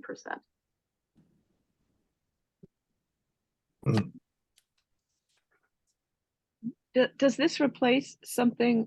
I mean, is there already a payment in lieu of for something? This replaces an existing bylaw. Okay. And the idea of a fee in lieu or a payment in lieu, generally what we have had to date are things like the housing overlay option plan, the HOOP districts, where they built into that as a requirement that you get a bonus provision of X number of units, and you have for exceptional design, and you have to have X percentage of affordable units. By making the requirement 15% rather than 10, it means that it keeps us slightly ahead of the game, because this only applies for a developer of 5 units or more. We had originally talked about 2 units or more, and then we realized that that is onerous to an individual property owner who may be kind of subdividing their lot, and that what you start seeing is commercial residential development tends to kick in at around 5. It's what sets apart professional developers from someone who may simply be subdividing an existing lot next door. Thank you. Which one would be next? And then there are the 2 that are not under the planning board's remit. So we've gone through all the ones that the planning board is sponsoring. Articles 28 and 29 are sponsored by the town administrator. And I'll touch on it briefly. It refers to something called the HM1, Highway Mixed Use 1 zoning district. That was created, I believe, in 1979. It's the area around where the MathWorks Lakeside campus is and some of the other commercial properties there. And there is a proposal to rezone, and I think there's a map that you'll see with Article 28 that shows kind of what is being rezoned. So they're changing, oh, that's it. So they're changing, it's the area that is striped, and they're trying to make that coherently all HM1 zoning. Right now, what is cited there is the FedEx distribution facility, and for the most part, MathWorks. What this allows is the establishment of, it's a model called the small corporate campus and large corporate campus. And it is so in a property, whether or not it's divided, there's Superior Drive kind of comes through right at the bottom of where you see that pink 17.5C. That is Superior Drive. It helps with the aggregation of parcels so that companies in this area can create coherent campuses. I think there's a specific point in this instance where MathWorks, which has has grown up in Natick and has its original Apple Hill campus, added Lakeside, and they are finding additional opportunities to expand the campus. And so that is, it allows for this kind of the layout of a corporate campus, and takes some of these artifact parcels. And I'll point to the deep purple industrial 2 zoning district that's down towards the Route 9 end of this map, and adds that to the district. And that is really truly an artifact of much earlier zoning. That would have been, that land probably was zoned industrial 2 around 1960. The HM1 district was carved out, and I think there was one property owner who didn't want to change. And so that property was worked around. It's now part of the MathWorks campus. And Terry, if I may add to that, just, yeah, MathWorks did acquire the building at 24 Superior, which is at that 17.5C. So that's kind of what drove this, and then encourage them to take a holistic view, because the good news is they are looking long term to stay in Natick and expand. So it's deliberate and no, I'll say that yes, that is definitely the case. At the same time, what I'll say is it's a good, what's being proposed is good business practice. Oh, absolutely. And so we sometimes talk about spot zoning, and I want to make clear that while MathWorks is looking to expand and so forth, this isn't spot zoning. It's healthy business development for for how this part of our kind of commercial industrial district is used. So I don't want anyone kind of coming away going like, oh, doing a favor for MathWorks. No, it's a good move for the town in terms of making what I would call corporate campus properties attractive and usable. Yeah, and the town administrator will acknowledge that in town meeting. I was just sort of giving some context for this group, long term, it'd be lovely. I love getting my packages overnight, but long term, having a logistics center on Lake Cochituate to me is a horrible underuse of that space. So this is a great, smart, long term move. Cindy, you had a question or comment? Yeah, but this is outside the new HM1 proposed area, but why is the area around Lake Cochituate industrial 2, and what does that mean? It actually means surprisingly little. Okay. That what you have there is the Exponent property. We have 2 commercial buildings that stand in that. It is an artifact. There was a time when the purple you see at the very top of the screen and the purple you see on the top left and the bottom right were largely all purple. That it was seen as a giant industrial park. Okay. And it was more that the HM1 was carved out. Okay. What exists around Lake Cochituate is not industrial in truth. It is professional office space. Okay. Well, actually, a lot of that purple is owned by DCR, so it's part of the Well, constituent. part. yes, I'm thinking down where you actually see the letter I am too. Yeah. Thank you. Cool, okay. I would say, just in case anybody was curious and paying attention, that area that's behind the in the pink that is looking to be changed is the area, I believe, behind Skybox and the hotel that's there in that parking lot, just in case anybody is unable to visualize where I we're think talking there's a small office building there now. Right. Okay. And that is it for our zoning. I know there are some citizen petitions related to zoning, but that's outside of my pay grade.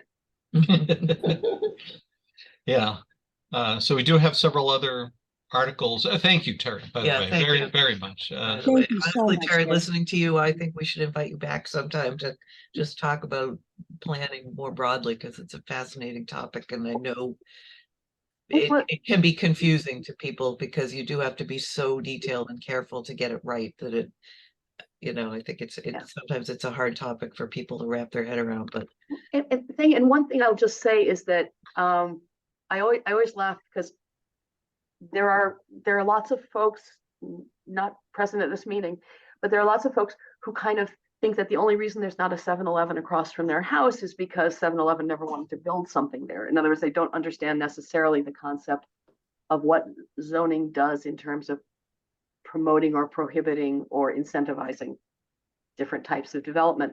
And when communities grow and change, sometimes those needs change or migrate with them. I mean, to Brinley's point on body art.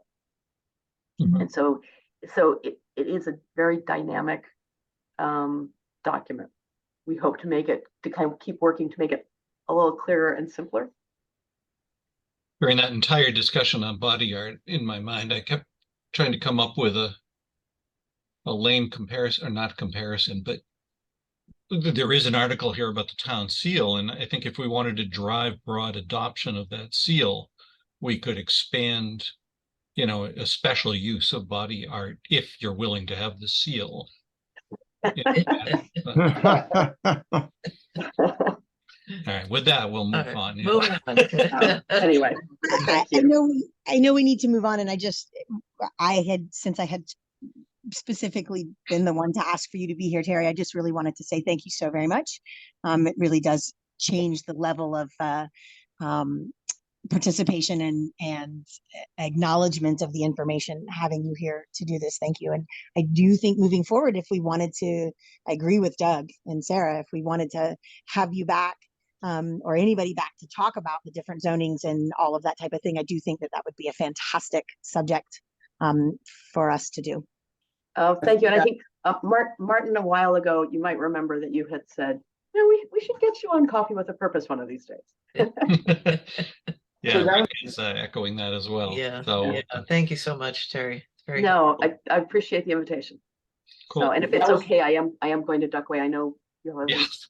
Yeah, it is getting late. It's 11:15. I know Coffee with a Purpose advertises this. I'm sorry, Common Street Spiritual Center advertises this as 9 to 11 now, but I always thought when we started running past 10 we were going on, and then we moved into the 10:30 range, and now we're well past that.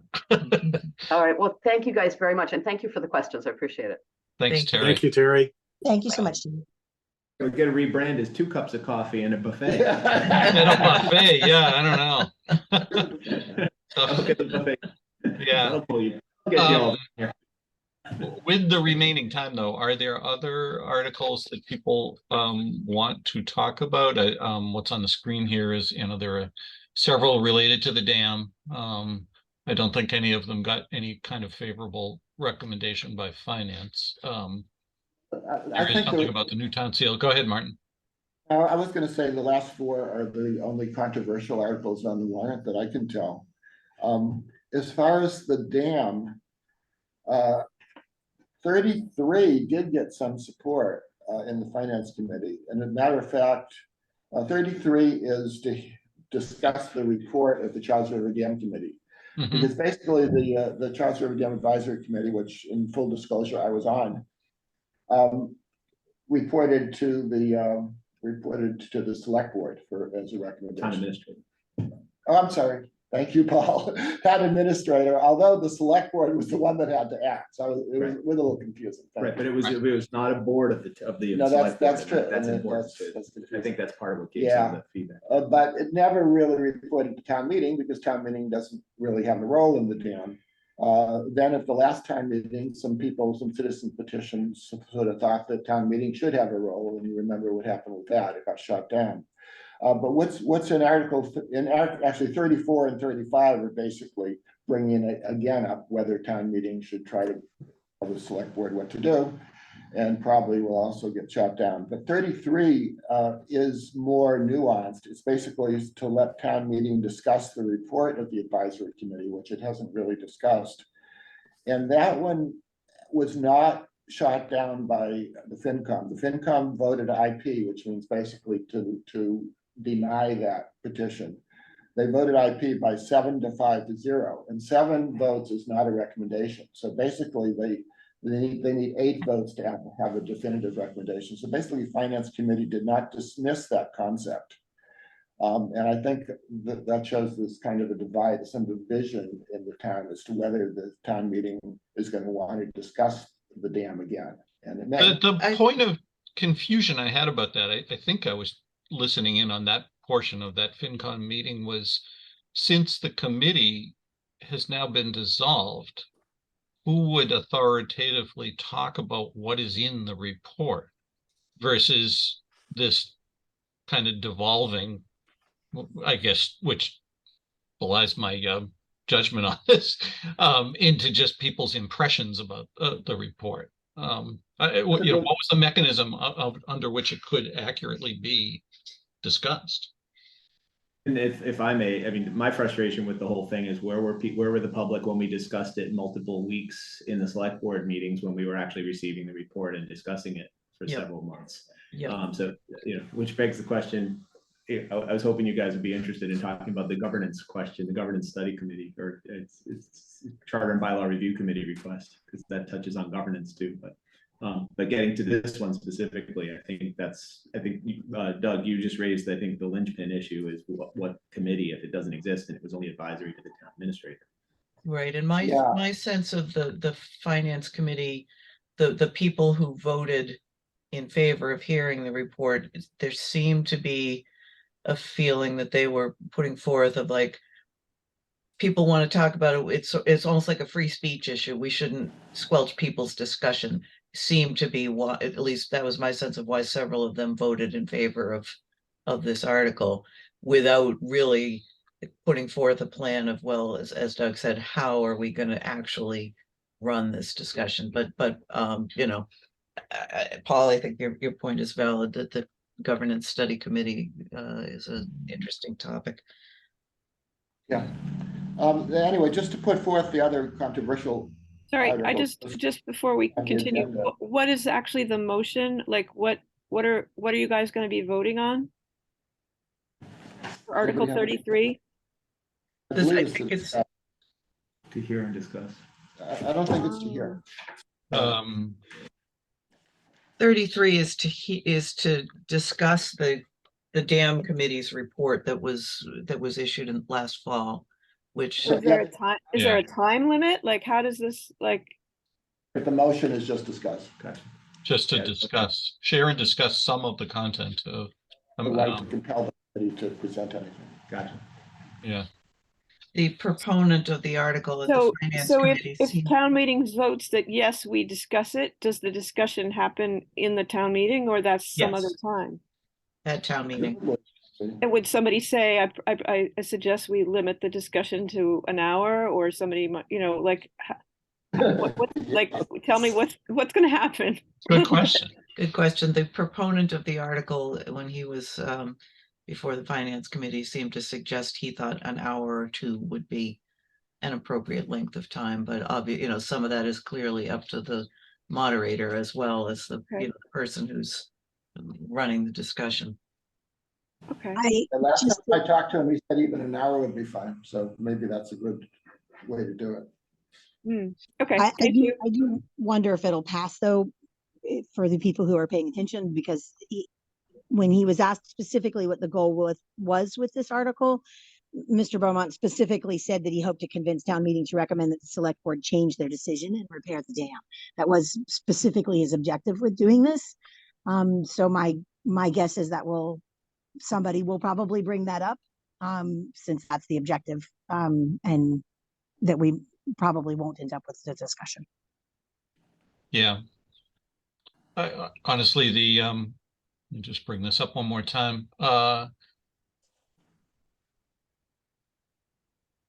To share and discuss some of the content, I think their intent is a forum for them to present or focus on what they feel were shortcomings of the report.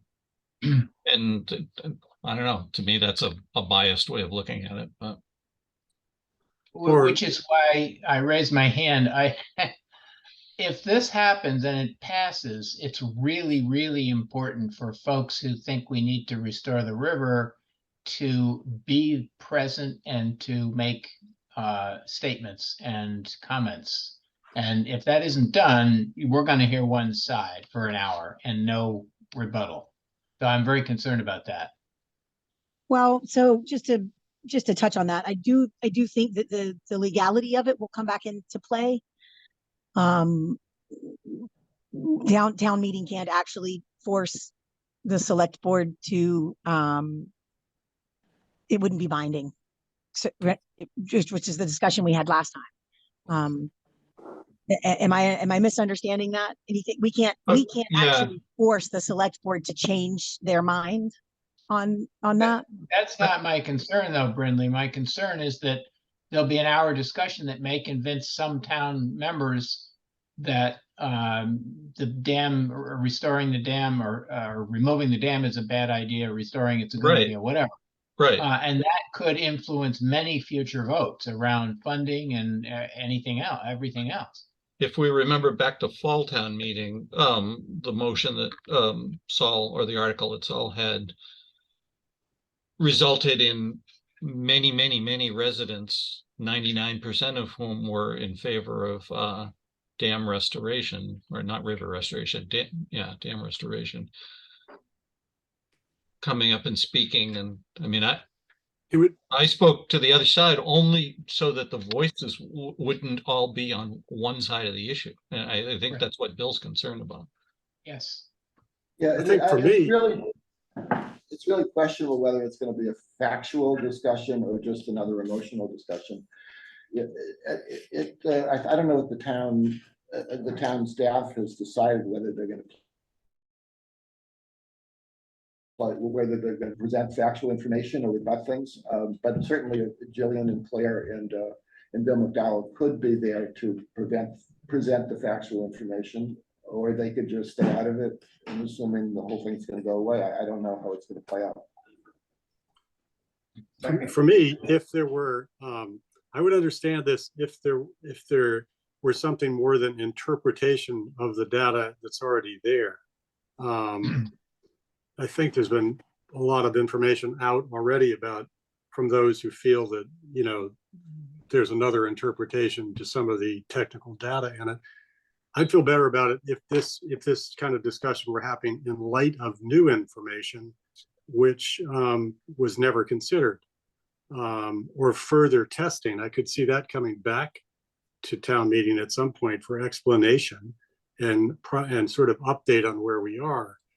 Because I think everybody, including you, Paul, acknowledged that we don't know what we don't know going forward, but we know, the committee and the select board decided, based on the information and thorough discussion and public input, that what we know so far inclines, removing the spillway to be the better decision.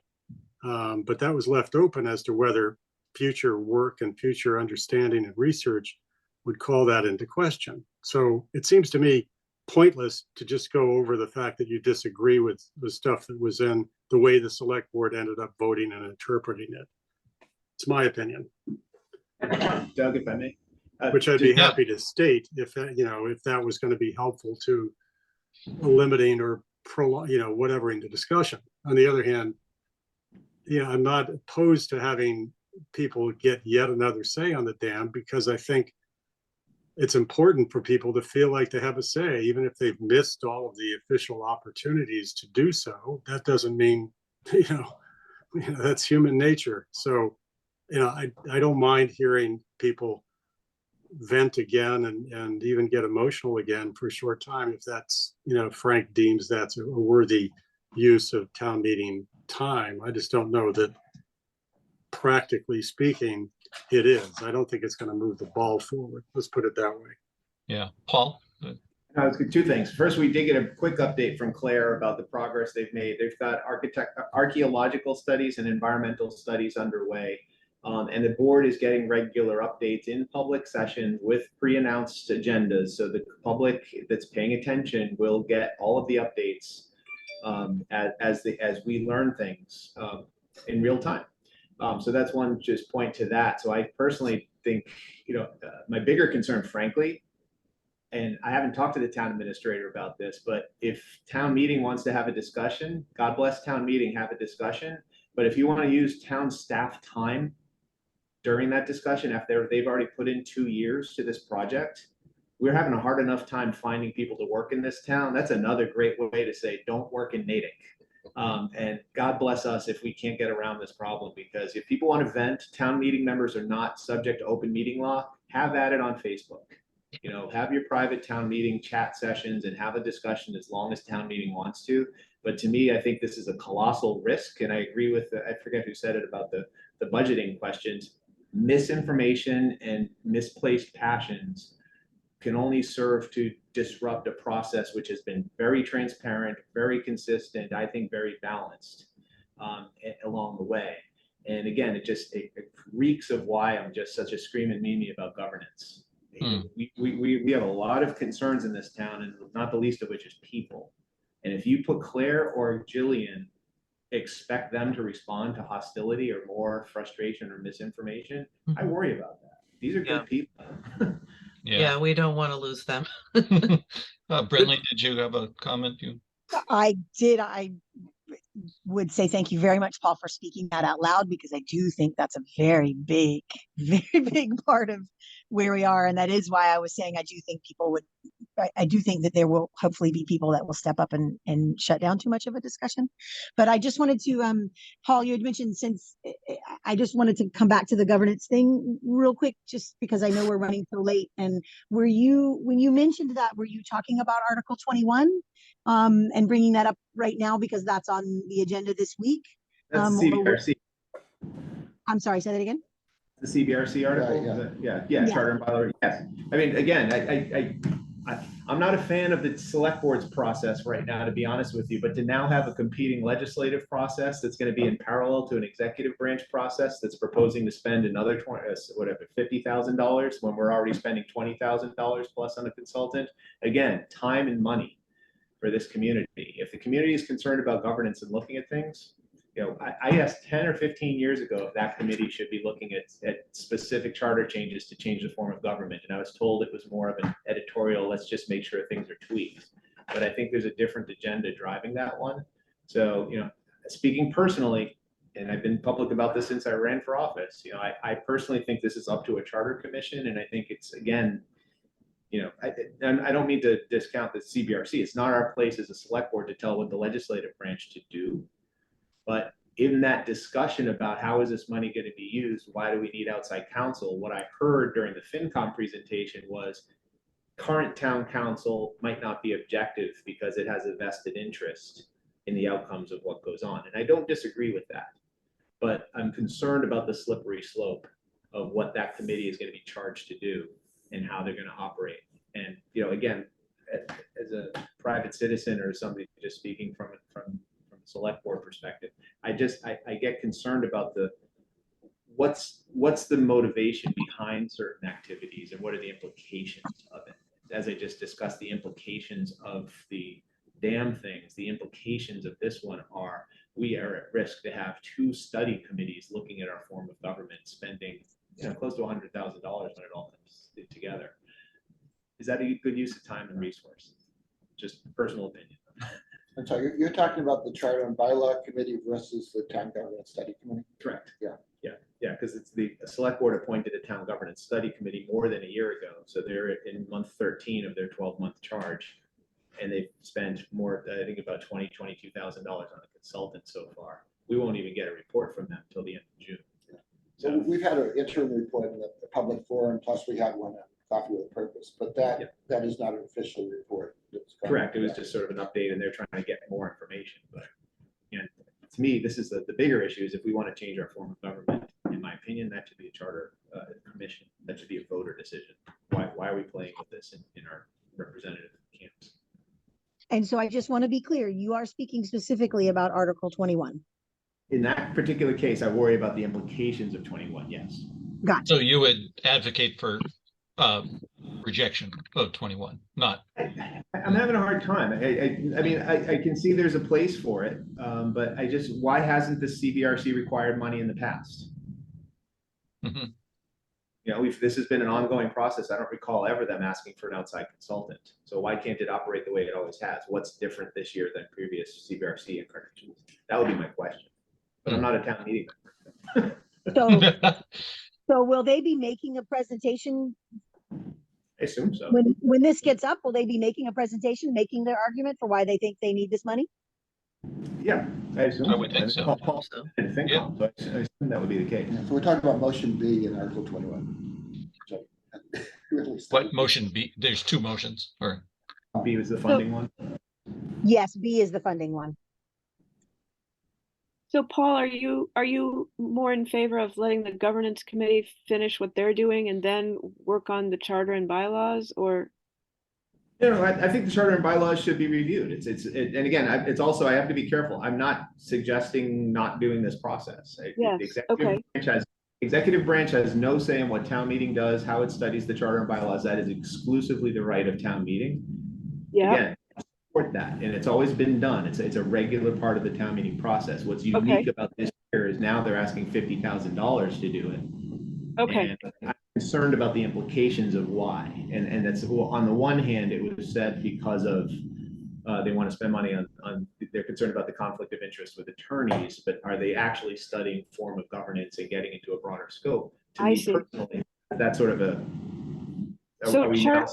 okay, so charter and bylaw review committee is something that has happened, like it happens periodically all the time. And the governance study committee is like, this is a new thing, like short term. Okay. Exactly. Yeah, the government, if you think of the town governance study committee as a task force that was assembled by the select board to give it information as to whether or not to consider putting a charter commission on the ballot. Okay. And when you talk about executive and legislative, the town meeting is legislative and the select board and the town administrator, that's executive? Okay. Thank you. Yeah, not a town meeting member either. Thank you for asking. That's important to understand. Yeah. I raised my hand, but I think it's a positive. Yeah, no, the Charter and Bylaw Review Commission, as it pops up every 5 years or so, is usually just like cleaning things up and making things consistent. There's not usually any major change of forms of government, so it's a kind of a different thing. But it can be used for cheap. Yeah, but so you're saying with this money, maybe they're trying to like duplicate the thing with. That's my concern. Yeah, there are a couple members of town meeting that were not appointed to the select board committee that are active on this committee. So I think there's a little bit of politicking going on here. That's my sort of observation. Yeah. Well, this discussion, this questionnaire in this particular case, we don't need to go through it, but this gives some insights, or at least what they're saying about why they want the council. So it'd be useful for town meeting members to read through that before this one gets discussed, I guess. Thank you for bringing that up, Paul. You're welcome. We are, past 11 o'clock. I guess I'd like to suggest that we kind of wrap it up. We really didn't get too much of a discussion about other things like how we're feeling about hybrid. Want to thank Paul again for the offer to have people present at his space. So it at this stage, it is certainly offering an opportunity for an additional option for how to participate. It doesn't until we come to some kind of a consensus of, well, do we want to meet there or virtually? It doesn't meet, I think, the need that folks were feeling from before. If we really like being together in person as a group, that's what we used to have before the pandemic. I think part of that is, there is a group of us who find the virtual so convenient. Speaking for myself, at least, the virtual is so convenient that it's kind of hard to blow me out of my chair here in my house to get me somewhere else. Yeah. But that being said, I think it's just something that's in process for now. Yeah. I'd invite folks to send in emails or whatever as to your thoughts about the pros and cons of kind of this mixed approach. Do we want to focus on having some sessions where we really encourage in-person participation to get that synergy of enough people physically together? People should try out here in person during the hybrid who weren't here last week or today. Try it out, see what they think. And I think it does have a kind of a critical mass, though. We three of us are nice. If we had, if we had the guest speaker and the host here as well, then it's a different level of participation, I think. And just I was going to say, it might depend on the speaker. Like if you had a guest speaker who was present in the room, then it would be nice for people to meet the speaker in person. I also, looking at the rectangle where Martin and Paul are sitting, they're half the size or 1/3 of the size of everybody else on my screen. So if I want to see this Paul who's speaking, then I have to change my view. I can do that. But then the whole thing that's above, all those little squares, they're not really, it doesn't really, like for somebody who's not there, it's very difficult to see who's in that room because that's so small on my, when there's like today, when there's something on the left, it's really hard.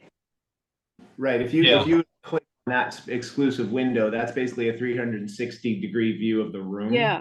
But whoever speaks at the table, the camera will always move to that speaker. Right. Right. That's sort of how the technology works. But I agree with you. It's not going to always see that full thing. We could theoretically have a separate camera that's just focused on the room. That's always, we could do it with a second camera. But again, my thinking with this was just, I'm typically, I try to participate in Coffee with a Purpose, but I also need to be in my office moving forward. So I'm always happy to just set it up. And if people want to come down. But it just wanted to make it an option for people that felt like they wanted to get out and socialize a little bit more. And then the other thing I'll say is that I noticed that I was like, well, Brinley, why do you still have your face up when we did this before? And then I realized that she was joining in on the chat. And in order for her to participate in the chat, it was really nice that she had her phone and she was logged in, she was connected that way. So I don't know, like if I came, I'd probably have to bring my laptop in order to be able to participate in the chat. True. Interesting observation. Yeah. Right. Exactly. Yeah, I personally think it's pretty weird to be trying to participate in a in-person discussion and a chat discussion at the same time. I think it's multi-task. Yeah. Well, I think the idea is let's play with it. Yeah, let's give it a shot. And I think with a few, maybe the idea here is that just go down and try it. If Paul's making this a standing invitation, then we'll just get some at some point in the future we'll have collectively more data. People will have experienced it from remote, from being there, and then we can kind of go forward from there. I'm not sure. And truthfully, if I have a big contract and somebody needs to come in for a big conference, I might say you're not welcome this Monday. So Yeah. Well, so that being the case though, Paul, it would be useful if there's a particular Monday where it's not going to work, if you can let me know, and I'll be sure to put that in the weekly notice. Yeah, I just had one thought. When I was there in person last week, and the speaker was also there, it was terrific in the sense that it was more of a conversation. So I really liked that, but I didn't know how the folks that were remote were feeling about that. So that's sort of one issue. The other issue I had, a technical one, was for me to be looking at the Zoom folks, I had to focus on the camera, not on the wall of people.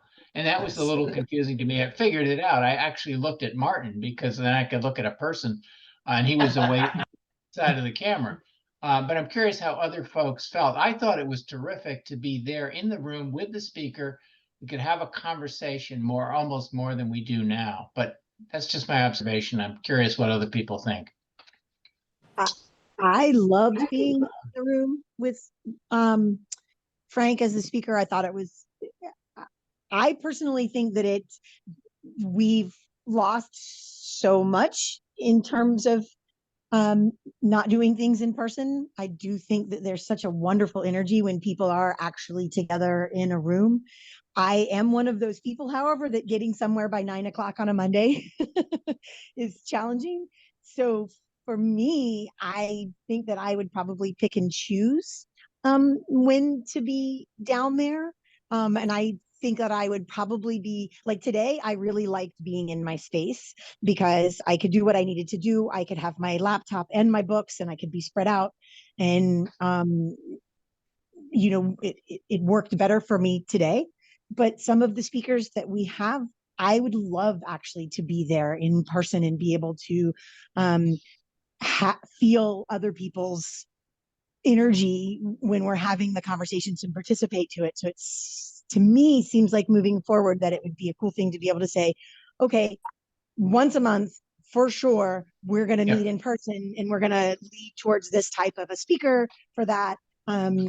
Not discouraging people to not be Zooming with us as well, but to encourage people so that we can gather back as a community. I mean, it's so nice that Zoom has become so incredible after COVID and through COVID, but it would be nice to capture some of that in person back as well, so that it's kind of a both situation. Yeah, I keep thinking the first Monday of the month, but I think you make a really good point. It depends on the speaker as well. So as we're planning, Doug, what speakers we're going to have, if we had one that would be really nice to be in person, we can encourage everyone to really jump on that week. Yeah. And with that, let me just use that as a segue to just talk about our next speakers or our schedule. And then maybe we can wrap up. So currently the next 2 Mondays, the 1st and the 8th of May, are open. Although Pat, I see you come back on screen and you said that in chat that you had a potential presentation for the describing the native litter defense system, which sounds intriguing. So if that's something you think you could do, Go ahead. I have a little presentation about it, a little slide deck, but actually it's kind of ramped up in the last month or so that I have a whole team that has divided the town into like 7 zones. And we have about 60 of our units out there. And we have got a captain or a co-captain for each zone. Not quite yet, but we're getting there. And we have opportunities for lots of volunteers who could, self-schedule. And we provide them tools and the things that they need. And we have a relationship with DPW now where if they pick stuff up, they can put a bag or a guardrail with a sticker on it that says picked up by Keep Native Beautiful. And then I talked to email Brian, the new sanitation guy at DPW, and he comes right over and picks it up. Neat. So there's a whole system that's developing. Let me just show you one quick thing. Well, okay, I wasn't really looking to have the presentation on it right now, but While he's away, I want you to see this. oh, okay, all right, We have go new ahead. we have t-shirts for everybody that really Nice. decides. We have a sticker that goes on each of the units. It's got a QR code, and people can put their phone up there and then they can quickly report to us whether the bin's full or damaged or knocked over or whatever. Nice. Very So cool. I could just sort of present that and let you guys understand it. And then Yeah, I want you to go out and recruit your siblings and your neighbors and your nephews and your grandkids to help me. can I sign you up for either the 1st or the 8th? Which Yeah, one? that's for fine. you? You don't want Either one? Okay, let's go with the 1st. Okay, and then I think I mentioned we've got Jay. I'm not going to attempt his last name again because I know I'm going to get it wrong. But Oropathic. Communications Director coming on the 15th of May. On the 22nd of May, we've got Dan Shea, who's the Executive Director of Native Service Council, coming. And then the only other speaker we've got at the moment, actually, we don't have a defined speaker, but on June 19th is Juneteenth Day, and it's a Monday. So we're working with Deborah to line up a set of speakers for Juneteenth. So that's where we stand right now, and I think we're My cousin, my cousin Gail's husband, Chip Swicker, retired Navy captain, is moving to Dartmouth from Virginia in May, so he's happy to. I just have to, I don't know if the 8th would work, but okay. I can talk to him in the next, Yeah, if you could, that would be great. So if it's not May 8th, then it would be when? The next available one is June 5th, or the 12th, Okay, 26th. Yeah, okay. cool.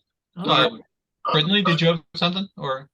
I just wanted to say, I know I had been hearing rumblings that there were a lot of groups in town trying to do some things on Juneteenth. So, Oh, whether I it'd don't- be good to be meeting that day or not, you mean? I don't know. I just wanted to put that out there as I've been hearing that there are some people maybe trying to get some things together townwide.